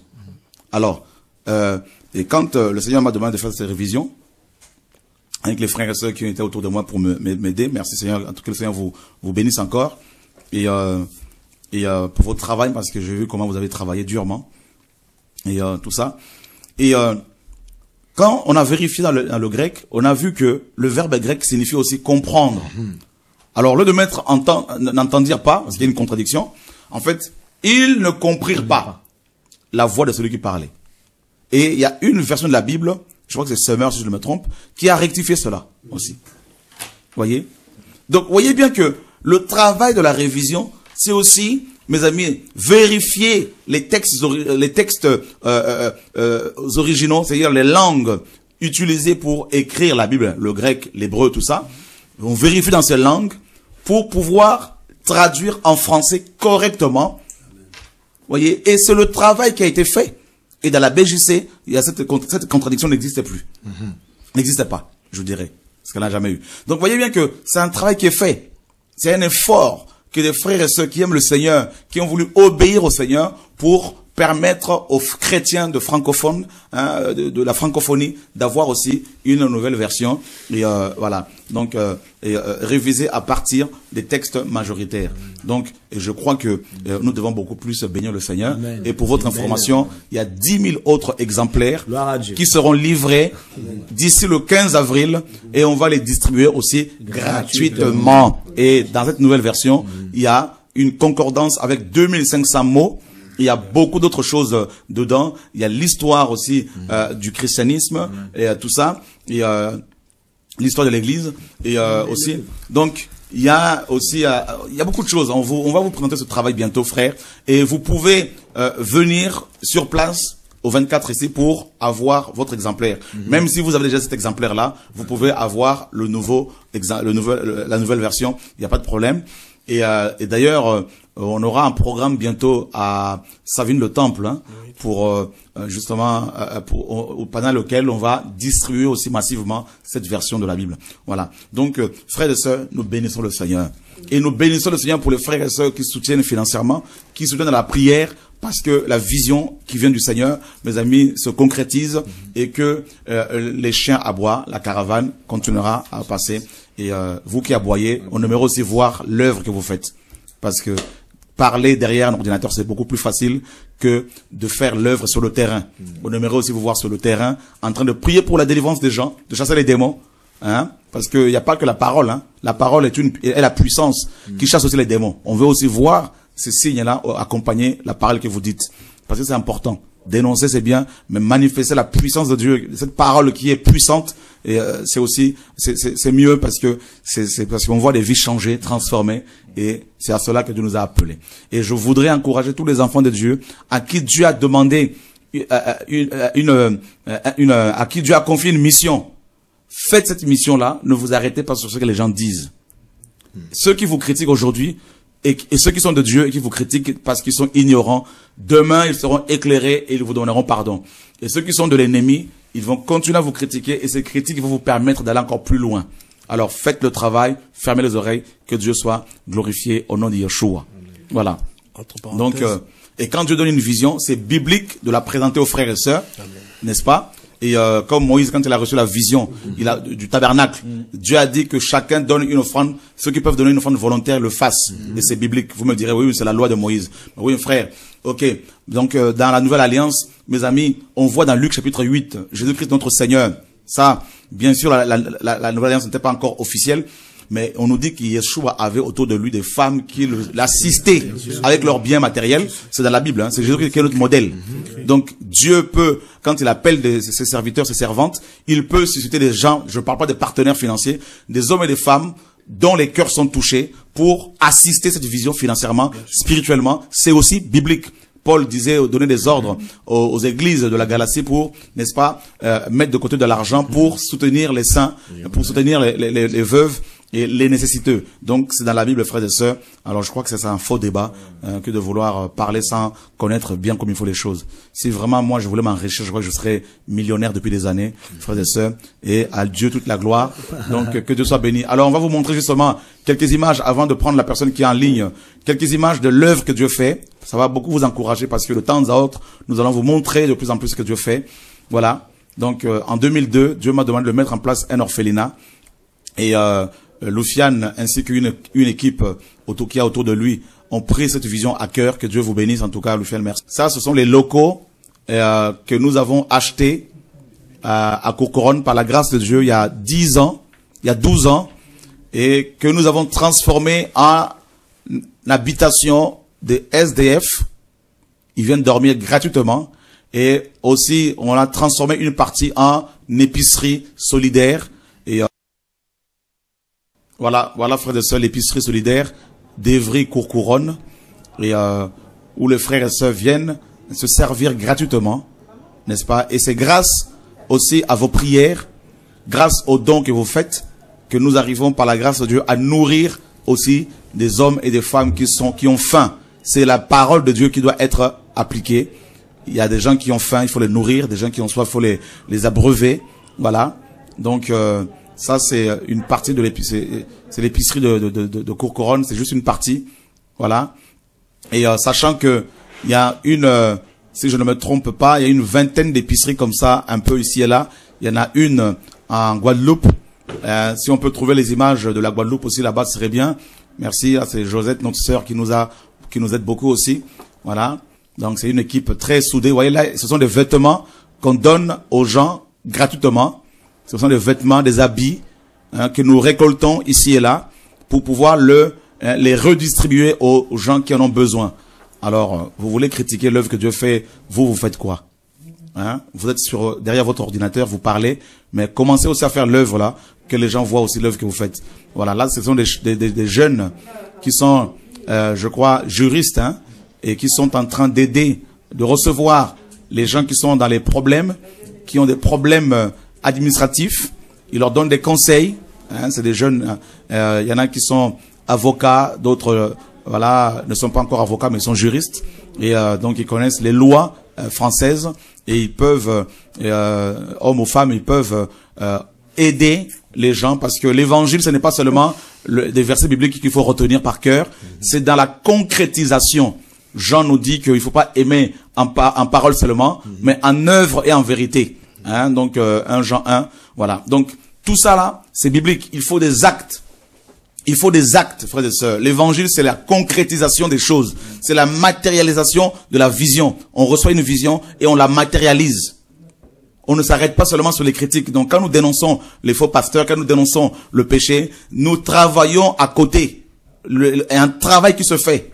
Quand on vous présente une vision, à côté, il y a des choses qui se font à la gloire de Yeshua, notre Seigneur et Sauveur. Voilà, c'est très biblique, frères et sœurs, ce que nous voulons vivre, ce que nous faisons. Et nous voulons respecter la parole du Seigneur, rester biblique, afin que le Dieu de gloire soit glorifié, soit magnifié. Voilà, est-ce qu'on peut retrouver l'épicerie solidaire, retrouver Villa Samuel, les images de Villa Samuel, l'équipe technique. On peut retrouver ça sur le site villasamuel.org, je crois.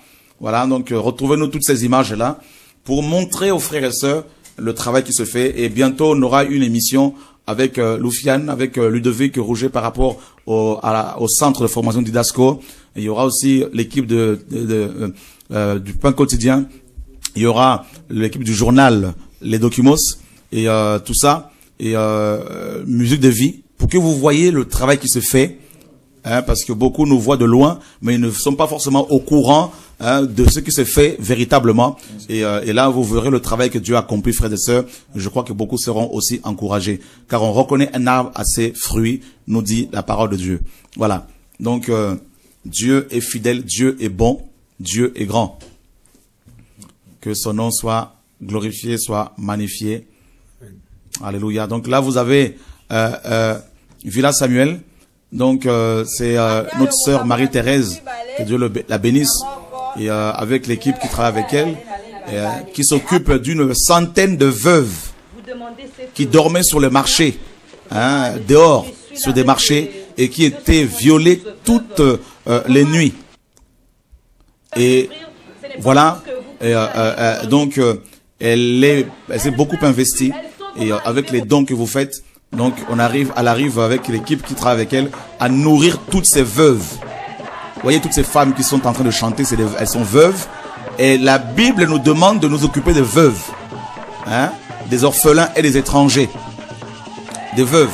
Et ces femmes qui sont nos mamans, hein, qui sont nos grands-mères, nos mamans, dormaient dehors. Et grâce à vos dons, notre sœur Marie-Thérèse a pu acheter cette parcelle, je crois si je ne me trompe. Elle viendra en tout cas demain pour tout expliquer. Et grâce à aux dons, elle a pu avoir l'argent pour acheter cette parcelle, pour héberger toutes ces femmes et les nourrir. Et quand on présente une vision pour que les frères et sœurs soutiennent financièrement, vous êtes en train de critiquer, frère. Je crois que vous n'aimez pas Jésus réellement. Voilà. Vous n'aimez pas Jésus parce que si vous aimez le Seigneur, si vous connaissez la parole de Dieu, vous ne pouvez pas critiquer l'œuvre que le Seigneur fait. Au contraire, vous bénirez le Seigneur parce que l'argent ne va pas dans notre poche. Et cet argent est utilisé pour aider. Et être chrétien, c'est venir en aide aux nécessiteux. Être chrétien, ce n'est pas seulement prêcher l'évangile, ce n'est pas seulement être dans sa maison et parler, critiquer, c'est trop facile. Il faut aller sur le terrain et travailler sur le terrain. Voilà, mes amis, c'est ce que la parole nous demande. Voilà, aller sur le terrain et aider les gens. Voilà. Donc, avec Internet, on devient facilement prophète aujourd'hui. Hein. On devient facilement prophète. Et puis, on se trompe de cible. Hein. Et puis, on commence à faire du boucan, du bruit. Et on commence à voiler même ses enfants. Même des jeunes filles de 8 ans, on leur met de voile sur la tête. Alors que même le voile, là, si on veut vraiment mettre le voile, le tissu, là, Paul dit que la femme doit avoir, la marque de l'autorité dont elle dépend. Mais une petite fille de 8 ans, de 9 ans, qui n'est pas mariée, mais elle va mettre le voile, là, le tissu, là, pourquoi? Elle dépend de quelle autorité? Parce qu'elle n'a pas de mari. Tout est mélangé. Les gens, ils doivent s'asseoir et être enseignés. Voilà, l'enseignement manque les gens. Et des jeunes convertis. Des jeunes convertis, ils ont quoi? 3 ans de conversion, 2 ans, et ils sont déjà arrivés, et ils veulent déjà devenir des prophètes, des apôtres, des grands ministères qui dénoncent tout le monde. Voilà. Donc, qui ne font pas l'œuvre du Seigneur. Couvrir une fille de 16 ans, 15 ans qui n'est pas mariée, c'est même pas biblique. Voilà. Tout est confus, tout est mélangé dans la tête des gens, et ils doivent s'asseoir et être corrigés avec la parole. Enseignés. Voilà. On va montrer les images des orphelins, si c'est possible, mes amis. Il y a des orphelins de Russie, de la RDC, du Gabon, hein, et d'Haïti, hein, du Togo, du Gabon aujourd'hui. Et comme ça, vous verrez, mes amis, que l'œuvre se fait. Dieu fait son œuvre. C'est pas les hommes, ce ne sont pas les hommes. C'est Dieu lui-même qui fait cette œuvre-là. Et grâce à vos prières, grâce à votre soutien, l'œuvre se fait. Et sans parler, bien sûr, comme vous le voyez vous-même, des âmes qui sont guéries, délivrées, des sidéens qui sont guéris, des cancéreux qui sont guéris, des preuves médicales. Et je crois que Satan ne peut pas faire ça. Voilà. Donc, Dieu est derrière sa parole pour l'accomplir. Il suit ses enfants, il guérit son peuple, il restaure son peuple. Voilà. Si tout le monde est voleur, s'il y a beaucoup de pasteurs voleurs, tout le monde n'est pas voleur. S'il y a des pasteurs impudiques, tout le monde n'est pas impudique. Voilà. Dieu est celui qui a un reste, qui n'a pas fléchi les genoux devant Baal. Voilà. Et on ne tombera pas avec des histoires de femmes. On préfère, mes amis, être seul avec Dieu plutôt être avec une foule de gens sans Dieu. Dieu est fidèle. Dieu est bon. Alors il y en a, ils diront, mais oui, les catholiques font pareil. Ben oui, mais les catholiques, s'ils font pareil, il y a vous faites aussi les œuvres que les autres font. Les œuvres bibliques. Parce que c'est biblique. Parce qu'on ne peut pas dire, non, mais les délivrances, c'est des démons, c'est charnel, tout ça. Mais oui, mais il y a des vraies délivrances. S'il y a la fausse monnaie, il y a aussi la vraie monnaie. Hein? Vous, alors, produisez la vraie monnaie s'il y a la fausse monnaie. Donc, si on n'a pas la vraie monnaie, on commence à vouloir critiquer tout le monde, on ne va pas s'en sortir. Dieu est bon. Alléluia. Donc ça, c'est pour aider tout le monde, aider les enfants de Dieu, aider les chrétiens et amener, mes amis, comme Paul nous dit, hein, il faut fermer la bouche des contradicteurs, des détracteurs, parce que c'est la parole. Avec la parole et avec les œuvres, et ceux qui sont de Dieu, ben, ils se repentent. Voilà. Il y a un verset dans Galates où Paul dit aux Galates, ces hommes-là veulent vous détacher de nous pour que vous soyez zélés pour eux. C'est ça. Parce que les gens, en fait, font une œuvre pour... C'est personnel, en fait, parce que en réalité, on n'authentifie pas un serviteur de Dieu parce qu'il parle ou parce qu'il peut être derrière une caméra et non. Ça, tout le monde peut le faire. Oui, ça, c'est facile de faire ça. Voilà. Il y a des œuvres qui sont concrètes. Le Seigneur est venu, il y avait des œuvres qui étaient là, des âmes, il nourrissait des gens. Et moi, je suis un peu scandalisé, choqué, en fait. Quand je revois ces images, je me dis, mais Seigneur, mais comment les chrétiens peuvent devenir méchants aujourd'hui? Ils lisent la Bible, ils attaquent les autres, mais il n'y a rien. Rien ne se fait. En fait. Ils ne produisent aucun fruit eux-mêmes. Rien ne se fait. Et les chrétiens ne voient pas ça, en fait, qu'on n'authentifie pas parce qu'ils parlent bien. Satan sait parler. Satan peut prendre les versets, commencer à les dire comme ça. Mais où sont les œuvres les œuvres de soutenir les orphelins, les pauvres, tous ces gens-là? Il y a pas ça. Et c'est vraiment dommage que ça pilule de partout comme ça sur Internet, mais il y a rien de concret pour le royaume du Seigneur. Internet, malheureusement, à cause de l'Internet, de l'Internet, à cause du net, beaucoup de chrétiens, parce qu'ils suivent n'importe quel pasteur qui se lève, qui commence à parler, n'importe quel chrétien qui se lève, qui commence à faire des vidéos, eh ben, des chrétiens sont malheureusement induits en erreur comme ça, au lieu d'aller devant le Seigneur pour que Dieu leur parle. Et Internet a remplacé la communion avec le Seigneur, le don de discernement, et voilà, malheureusement, je crois que les vrais chrétiens comprennent, réalisent de plus en plus que les temps sont difficiles et que vaut mieux aller devant le Seigneur pour avoir sa confirmation plutôt que d'écouter des gens qui parlent à gauche à droite, parce que il y a beaucoup de jalousie, ça il faut le reconnaître, il y a beaucoup de méchanceté et les gens n'aimeraient pas voir des âmes libérées, hein, donc et tout prédicateur chrétien, écoutez-moi, tout prédicateur qui dénonce le péché ou les autres, qui prêche la parole, qui enseigne la parole et qui lui-même ne montre pas aussi les images où il y a des délivrances, où il y a des guérisons, où il y a des conversions, où il y a des baptêmes, où il y a des orphelins qui sont nourris, des veuves qui sont nourries, posez-vous la question, il n'est pas de Dieu. Parce que, mes amis, quand on envoie, Jean-Baptiste a envoyé des gens pour poser la question au Seigneur, est-ce que c'est toi qui devais venir ou il fallait attendre quelqu'un d'autre? Jésus n'a pas dit, je suis Jésus, apôtre, machin. Non. Jésus a dit, voilà, les œuvres parlent d'elles-mêmes. D'accord? Paul dit, si pour d'autres je ne suis pas un apôtre, je le suis pour vous, parce que vous êtes les fruits, le sceau de mon apostolat. Voilà, les choses sont claires. Donc il faut qu'il y ait des gens de gagnés, de formés, qui annoncent l'évangile, qui servent Dieu, qui sont formés, n'est-ce pas? Parce que si on s'arrête seulement à crier, à parler derrière son ordinateur, à aller à gauche, à droite, ça veut dire qu'on devient un perroquet. Voyez, un perroquet ne fait que redire ce qu'il entend ici et là, mais il n'expérimente pas lui-même les choses. Voilà. Donc il faut aussi produire les œuvres, parce que c'est important, parce que prêcher sans qu'il y ait des délivrances, des démons de chasser, il y a un problème. Le Seigneur a dit, ils chasseront les démons. Et les démons, il y en a toujours, hein. Ils sont pas encore liés. Et mis dans les temps de feu, ni en prison. Donc il faut les chasser. Des malades qu'il faut guérir.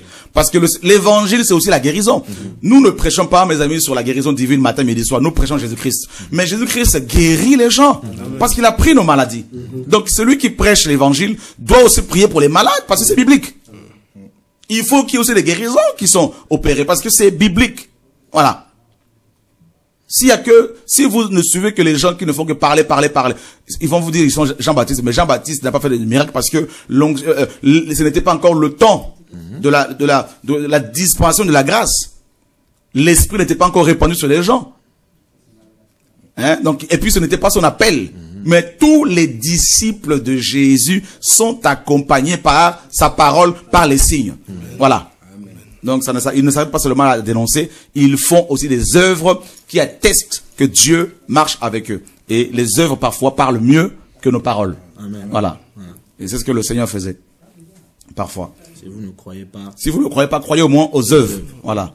Il y en a qui vont dire, bah oui, les catholiques font pareil, mais écoutez les amis, ben vous qui n'êtes pas catholiques, faites quand même les œuvres, qu'on les voit aussi.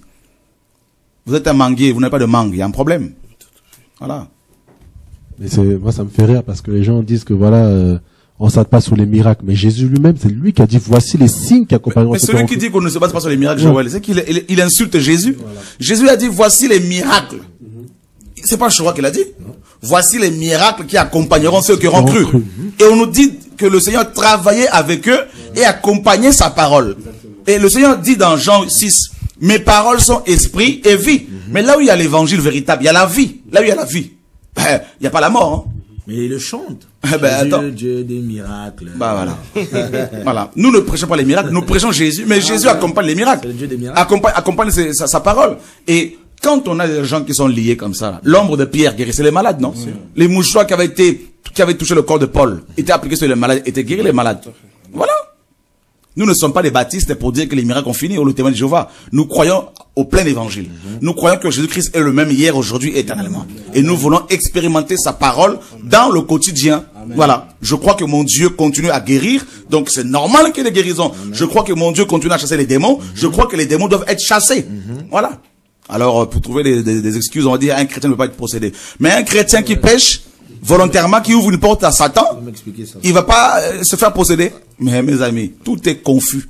Et d'ailleurs, même ceux qui disent ça parmi ces pasteurs, ils sont possédés eux-mêmes. Voilà, on voit une autre image, Laurent, merci. Dieu travaille, frères et sœurs, nous bénissons son nom à cause de sa parole. Voilà.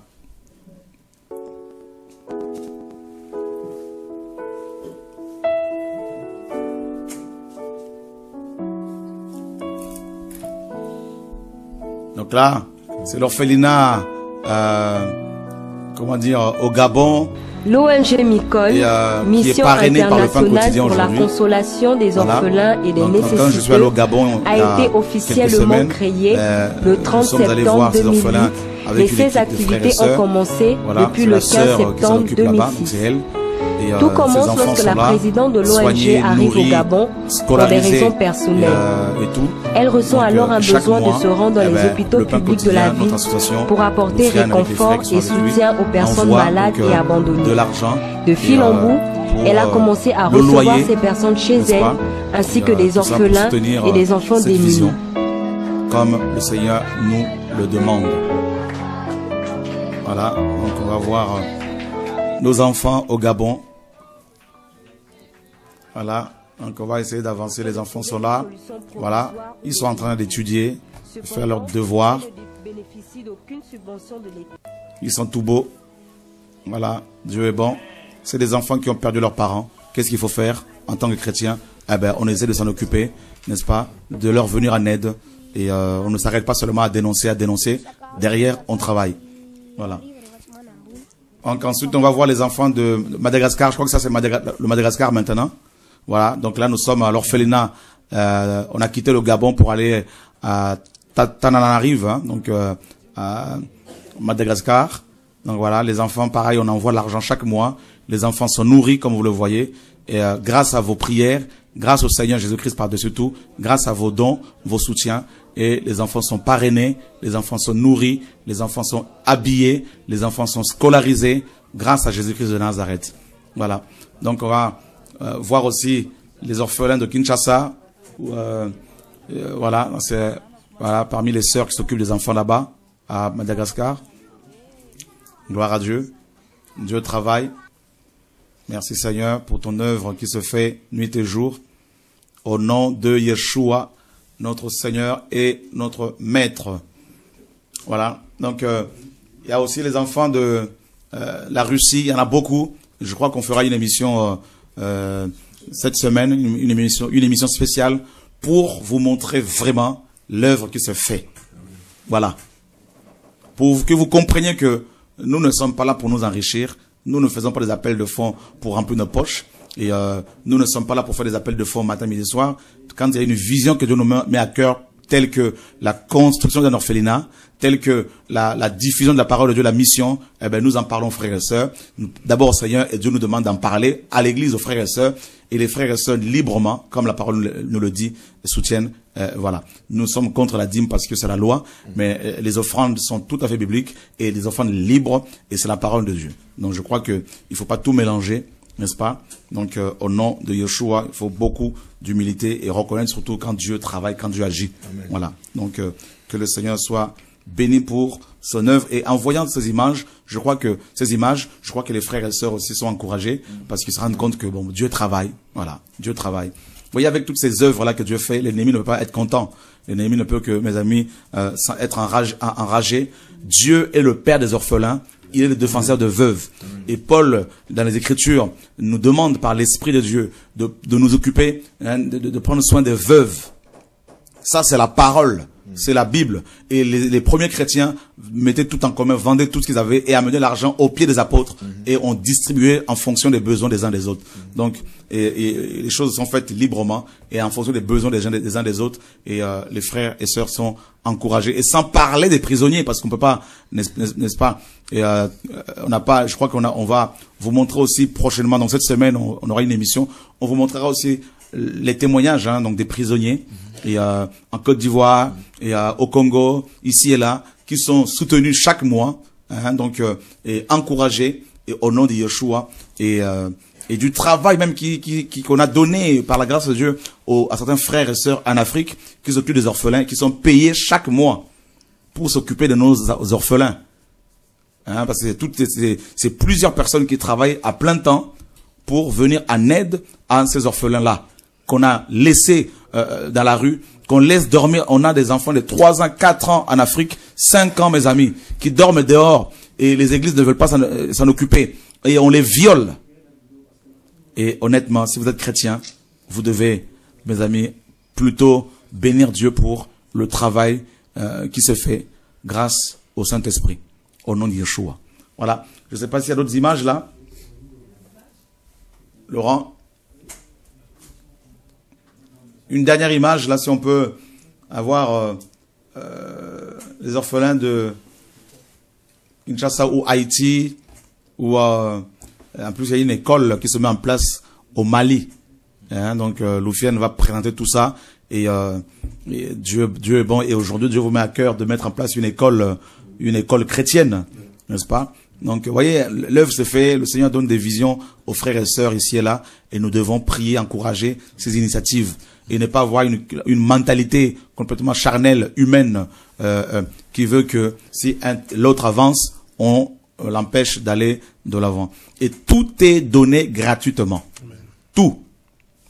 Tout est redistribué gratuitement. Voilà, frères et sœurs. Comme Paul pouvait le dire, même moi qui vous parle, je ne veux pas de salaire, et j'ai pas de salaire. On vit par la foi, Dieu fait grâce, et mais les frères et sœurs sont encouragés, et Dieu fait son œuvre au nom de Yeshua. Et le journal, les documents et produit aujourd'hui tous les 6 mois, et des frères et sœurs travaillent dur pour, n'est-ce pas, pour sortir ce journal, et tout est gratuit par la grâce du Seigneur, et les enfants de Dieu sont encouragés. Donc, vous voyez, frères et sœurs, l'œuvre qui se fait. Il y a l'image, justement, de TV de vie, hein, si on peut la balancer, de la régie. Ah, Laurent, on balance l'image que vous avez là, merci. S'il y a une nouvelle image. Voilà. Gloire à Dieu. Comme ça, vous allez voir aussi la régie mobile, qui est presque finie. Et, tout ça, c'est grâce au Seigneur. Et ça va nous permettre de faire des émissions partout pour crier que Yeshua revient. Au nom de Yeshua. On vous présente toutes ces choses pour que vous compreniez que c'est pas une église, mais c'est une mission que Dieu a donnée. C'est la mission. Nous avons une mission pour amener l'évangile dans les nations, pour faire avancer les choses au nom de Yeshua. Donc vous allez voir, là, l'image que vous voyez, c'est la régie mobile. Donc il y a un frère qui est devant, hein, et qui va appuyer sur un bouton, et regardez bien, la parabole se déploie automatiquement, et elle va de manière automatique se caler sur le satellite, n'est-ce pas, avec le satellite avec lequel nous travaillons, pour pouvoir diffuser sur le câble et sur le net. Voilà, vous voyez, frères et sœurs, alors cette parabole, regardez comment elle bouge automatiquement. Elle cherche le satellite, voyez. Donc ça, c'est notre régie mobile. Et donc la parabole, comme vous le savez, est déjà dessus. Et l'intérieur va être habillé, aménagé cette semaine. Et on vous montrera tout dans les détails. Comme ça, vous verrez le travail qui se fait. Regardez comment la parabole, automatiquement, est en train de s'aligner sur le satellite. Donc là, elle s'est calée sur... elle va se caler sur le satellite. Elle cherche encore un peu. Voyez. Et elle a coûté 7000 €. Hein, pratiquement. Donc l'image sera une très nette, de qualité, hein. Et frères et sœurs, l'œuvre qui se fait, on doit plutôt bénir le Seigneur et dire merci Jésus-Christ, parce que voilà.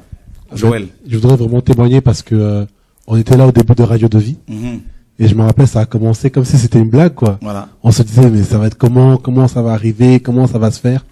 Et aujourd'hui voir ça, mais c'est tellement encourageant. On est passé de la radio à la télé. Au début, c'était pas évident. Les moyens c'était vraiment, standard, débutant. Et là, c'est du matériel professionnel. Qui honore Jésus. C'est magnifique. Il faut du sérieux. C'est encourageant. Franchement, c'est trop encourageant, quoi. Il y a rien à dire. En tout cas, vraiment que Jésus soit loué, quoi. Voilà, Joël. Voilà, les frères et sœurs. On conduit l'image, hein. On va voir comment elle va se fermer. Comment la parabole va on n'a pas cette image-là. Je crois qu'on doit la voir. Si on l'a pas, c'est pas grave, hein, l'équipe. Hein, donc y a pas. Donc là, elle va, n'est-ce pas, se refermer. Elle va, voilà. Et ça c'est. Donc là, partout, hein, il y a un programme. On va aller avec cette régie. Quand on va évangéliser dehors pendant l'été, hein, dans les parcs, on va aller interviewer les gens. Hein, donc on va diffuser de partout. De n'importe quel endroit, on va pouvoir faire des émissions en direct pour recueillir des témoignages des gens. Voilà, là, elle est en train de se fermer, hein, se refermer, voilà. Et tout ça, on appuie juste sur un bouton et tac, les choses se font. Et au nom de Yeshua, gloire à Dieu. Si ça, c'est pas des fruits, ça. Je sais pas ce qu'ils veulent. Je sais pas ce qu'ils veulent. Voilà. Donc. Je bénis Dieu.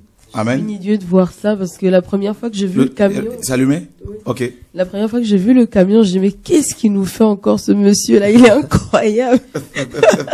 Mais bon, enfin, gloire à Dieu. Dieu fait ce qu'il veut et c'est une bonne chose. Amen.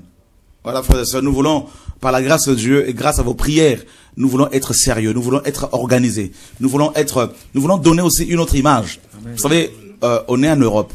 Il y a des frères et sœurs qui sont avec nous, qui sont de plusieurs pays. Il y a des Africains, il y a des Antillais, il y a des Européens, il y a des Asiatiques, de tout. Nos frères et sœurs du Maghreb, que nous saluons, il y a même des Juifs, il y a de tout. Et nous voulons aussi, au travers de toutes ces œuvres, malgré nos combats, nous voulons faire un travail sérieux. Nous voulons, mes amis, quelles que soient les critiques, les dires des gens, les combats, nous voulons que Dieu soit honoré et que les frères et sœurs se disent, il y a quand même des gens qui veulent, qui travaillent sérieusement dans le royaume de Dieu, qui honorent le Seigneur au travers des œuvres qui se font. Voilà. Donc, voyez, toutes ces œuvres, mes amis, sont pour la gloire de Yeshua, notre Seigneur et Sauveur.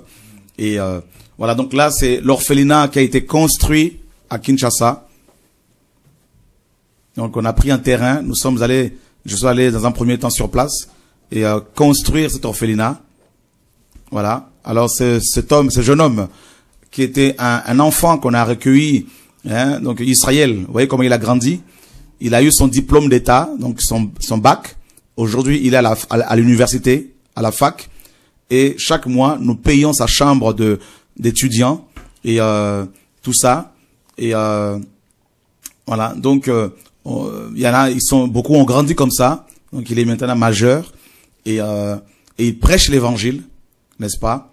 Et toutes ces œuvres-là, hein, donc honore le Seigneur, donne gloire à Dieu. Les enfants qui étaient dans la rue, hein, grâce à vos prières, grâce à vos dons, voilà les choses qui se font, frères et sœurs. Et voilà comment nous avons décidé d'honorer le Seigneur au travers de toutes ces actions, de toutes ces œuvres, pour la gloire de Jésus-Christ de Nazareth. Cet enfant était dehors, que vous voyez là. Voyez. Donc, mes amis, vous dénoncez, c'est bien, vous critiquez, c'est bien, mais montrez-nous aussi les œuvres que vous faites, et ça serait aussi bien. Voilà. Donc, que Dieu soit béni, que Dieu soit glorifié. Et je crois qu'il n'y a plus d'image, hein, Laurent. Donc, il y a une autre image qu'on va nous montrer. Merci en tout cas à l'équipe technique pour votre sérieux, votre mobilisation, votre engagement. Ouais, on va l'annoncer. Voilà. Donc, pas de souci, Poupon, merci. Merci de me le rappeler. Et donc, voilà. Donc, je crois qu'il n'y a plus d'images. Et on n'a pas l'image de l'orphelinat à l'intérieur, non, il n'y a pas? Sinon, c'est pas grave. Et l'image des orphelins en Russie. Je crois qu'on peut retrouver ça sur le site du Pain Quotidien. Photos, sur les photos. Ce serait bien de montrer ces enfants aussi aux frères et sœurs. Voilà. Alors, qu'est-ce que vous pensez un peu de toutes ces choses? Dieu travaille. Moi, j'aime, mes amis, voir mon Dieu loué, glorifié, et les âmes libérées. Et aussi, vous savez, en tant que chrétiens, hein, nous sommes appelés par le Seigneur à être des producteurs d'épreuves. Des hommes et des femmes qui produisent, n'est-ce pas, des œuvres, des preuves qui honorent Dieu. N'est-ce pas? Il est dit dans Galates, dans Éphésiens 2:10, nous sommes son ouvrage, ayant été créés en Jésus-Christ pour les bonnes œuvres que Dieu a préparées d'avance, afin que nous le faisions. Voyez? Donc Dieu a préparé toutes ces œuvres-là. Ce ne sont pas nos œuvres. Ce sont les œuvres du Saint-Esprit et il nous fait rentrer dedans. Être chrétien, c'est être pragmatique. C'est être concret. C'est être dans l'action. C'est être, mes amis, dans l'œuvre, dans le travail du Seigneur. Et dénoncer, c'est biblique, c'est bien. Et mais produire des œuvres, c'est aussi bien parce que la meilleure manière de dénoncer, c'est de travailler. Voyez, comme Néhémie, il faut travailler. Comme Esdras, il faut travailler, n'est-ce pas? Nous n'allons pas finir la souffrance de la terre, mais nous voulons être fidèles dans les choses que Dieu nous donne à faire. Voilà. Et chacun, là où Dieu l'a établi, est amené à agir ainsi, à répondre fidèlement à l'appel du Maître. Et il y a un passage dans 1 Jean 1:18.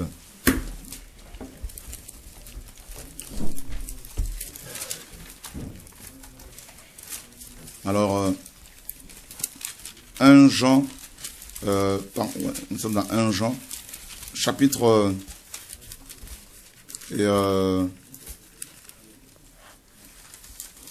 chapitre 3, pardon. 1 Jean, chapitre 3, verset 18.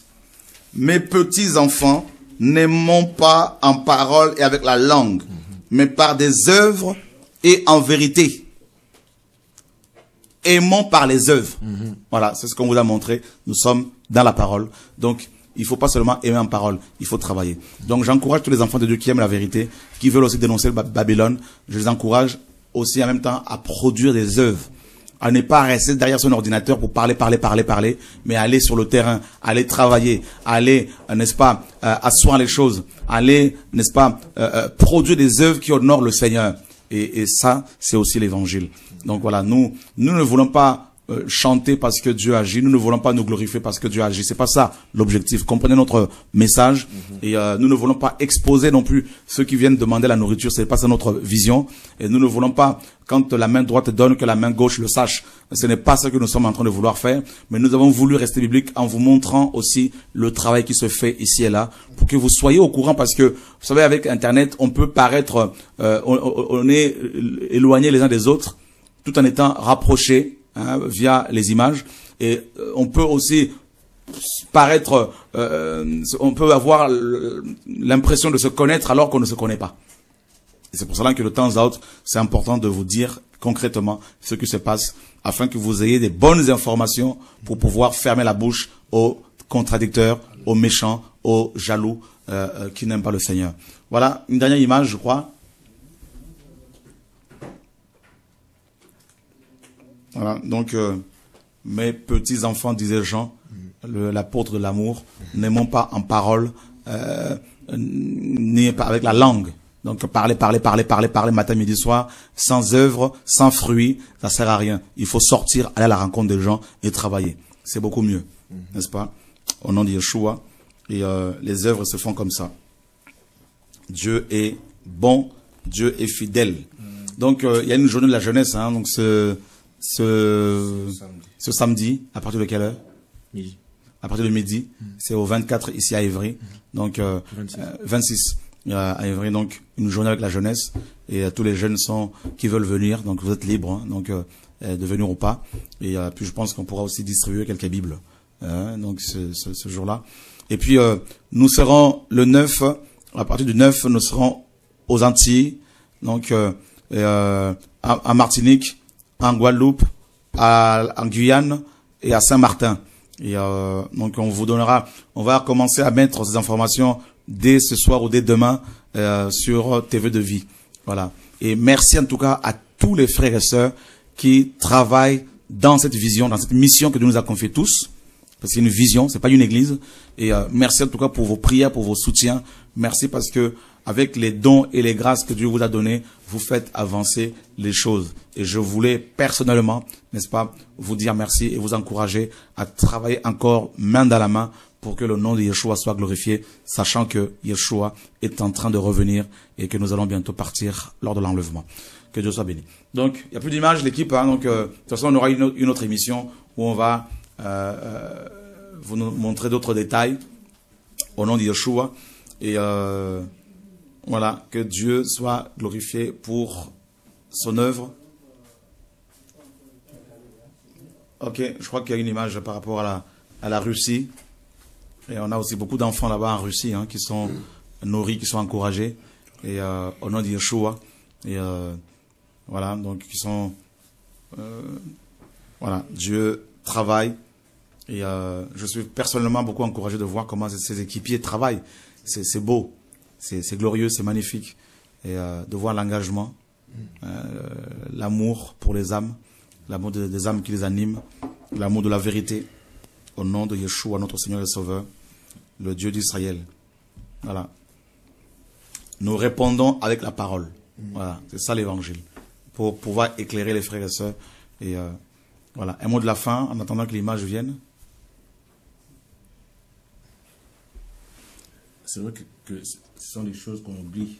On oublie souvent, en fait, hein, ces œuvres-là, s'occuper des veuves, tout ça, des orphelins, c'est quelque chose qu'on oublie souvent. Beaucoup l'accent aussi dans la prédication, tout ça, mais être sur les terrains de pratique, on oublie ça souvent. C'est vrai que mettre l'accent aussi sur ça, ça serait aussi bien... Amen. Vraiment, à prendre à cœur, justement, ces enfants violés, ces enfants dans la rue. Et c'est vrai que on met pas l'accent dessus. Et on peut pas parler, on peut pas avoir une télévision sans bien sûr parler des besoins qu'il y a pour leur venir en aide. Ouais. Edwige, tu voulais? Non, Moi, ce que je voulais simplement dire, que c'était une très bonne chose, en fait, que toutes ces choses soient mises en place, parce qu'on le voit bien en France, il y a pas mal d'associations. Il y a le Resto du Cœur qui a 30 ans aujourd'hui, et ce sont des gens qui sont derrière, qui travaillent, et le besoin est là. Et je pense que dans nos pays qui sont pauvres, c'est encore, le besoin est encore plus important qu'ici. Donc je pense que c'est bien ce qui est fait, mais je pense qu'on peut encore faire plus. Amen. Grâce à Dieu, et c'est une bonne chose. Amen. La cause des enfants et des personnes en difficulté, je sais que c'est une chose qui me tient beaucoup à cœur, et que Dieu soit béni. Amen. Et ça, c'est que le début, c'est vrai. Donc, il y a une épicerie solidaire, je crois, à Niort. Beaucoup de gens sont nourris là-bas. C'est impressionnant, que Dieu soit béni. Il y a une épicerie solidaire à Angoulême. Beaucoup sont nourris aussi. Merci en tout cas pour votre travail. Il y a une épicerie en Guadeloupe. Merci pour votre travail. Il y a une épicerie donc à Courcouronnes, c'est la première. Il y a une épicerie chez vous, au Bourget. Donc, où beaucoup de gens sont nourris. À Sarcelles, où beaucoup de gens sont nourris. Je crois qu'il y en a une aussi, si je me trompe, à Créteil, où les gens sont nourris. Et les frères et sœurs saisissent la vision et diffusent massivement,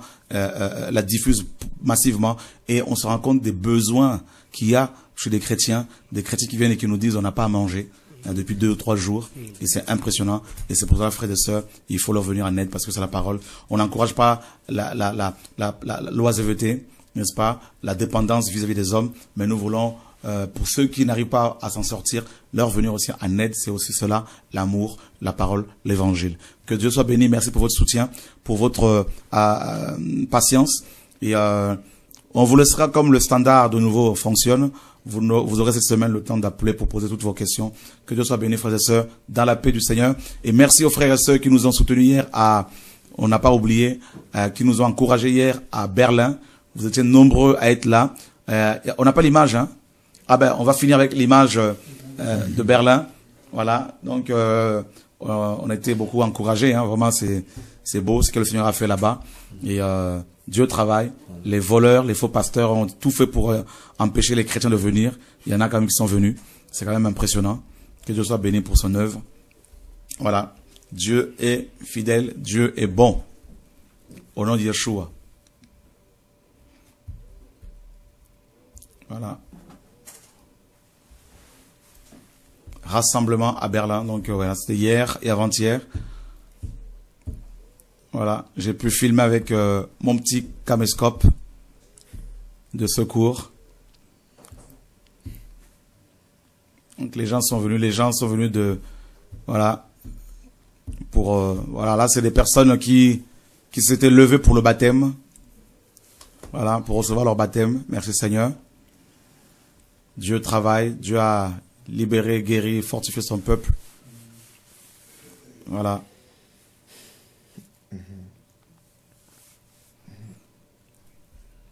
Dieu est fidèle, mes amis. Le Seigneur travaille, bénit son peuple, guérit son peuple. Voilà.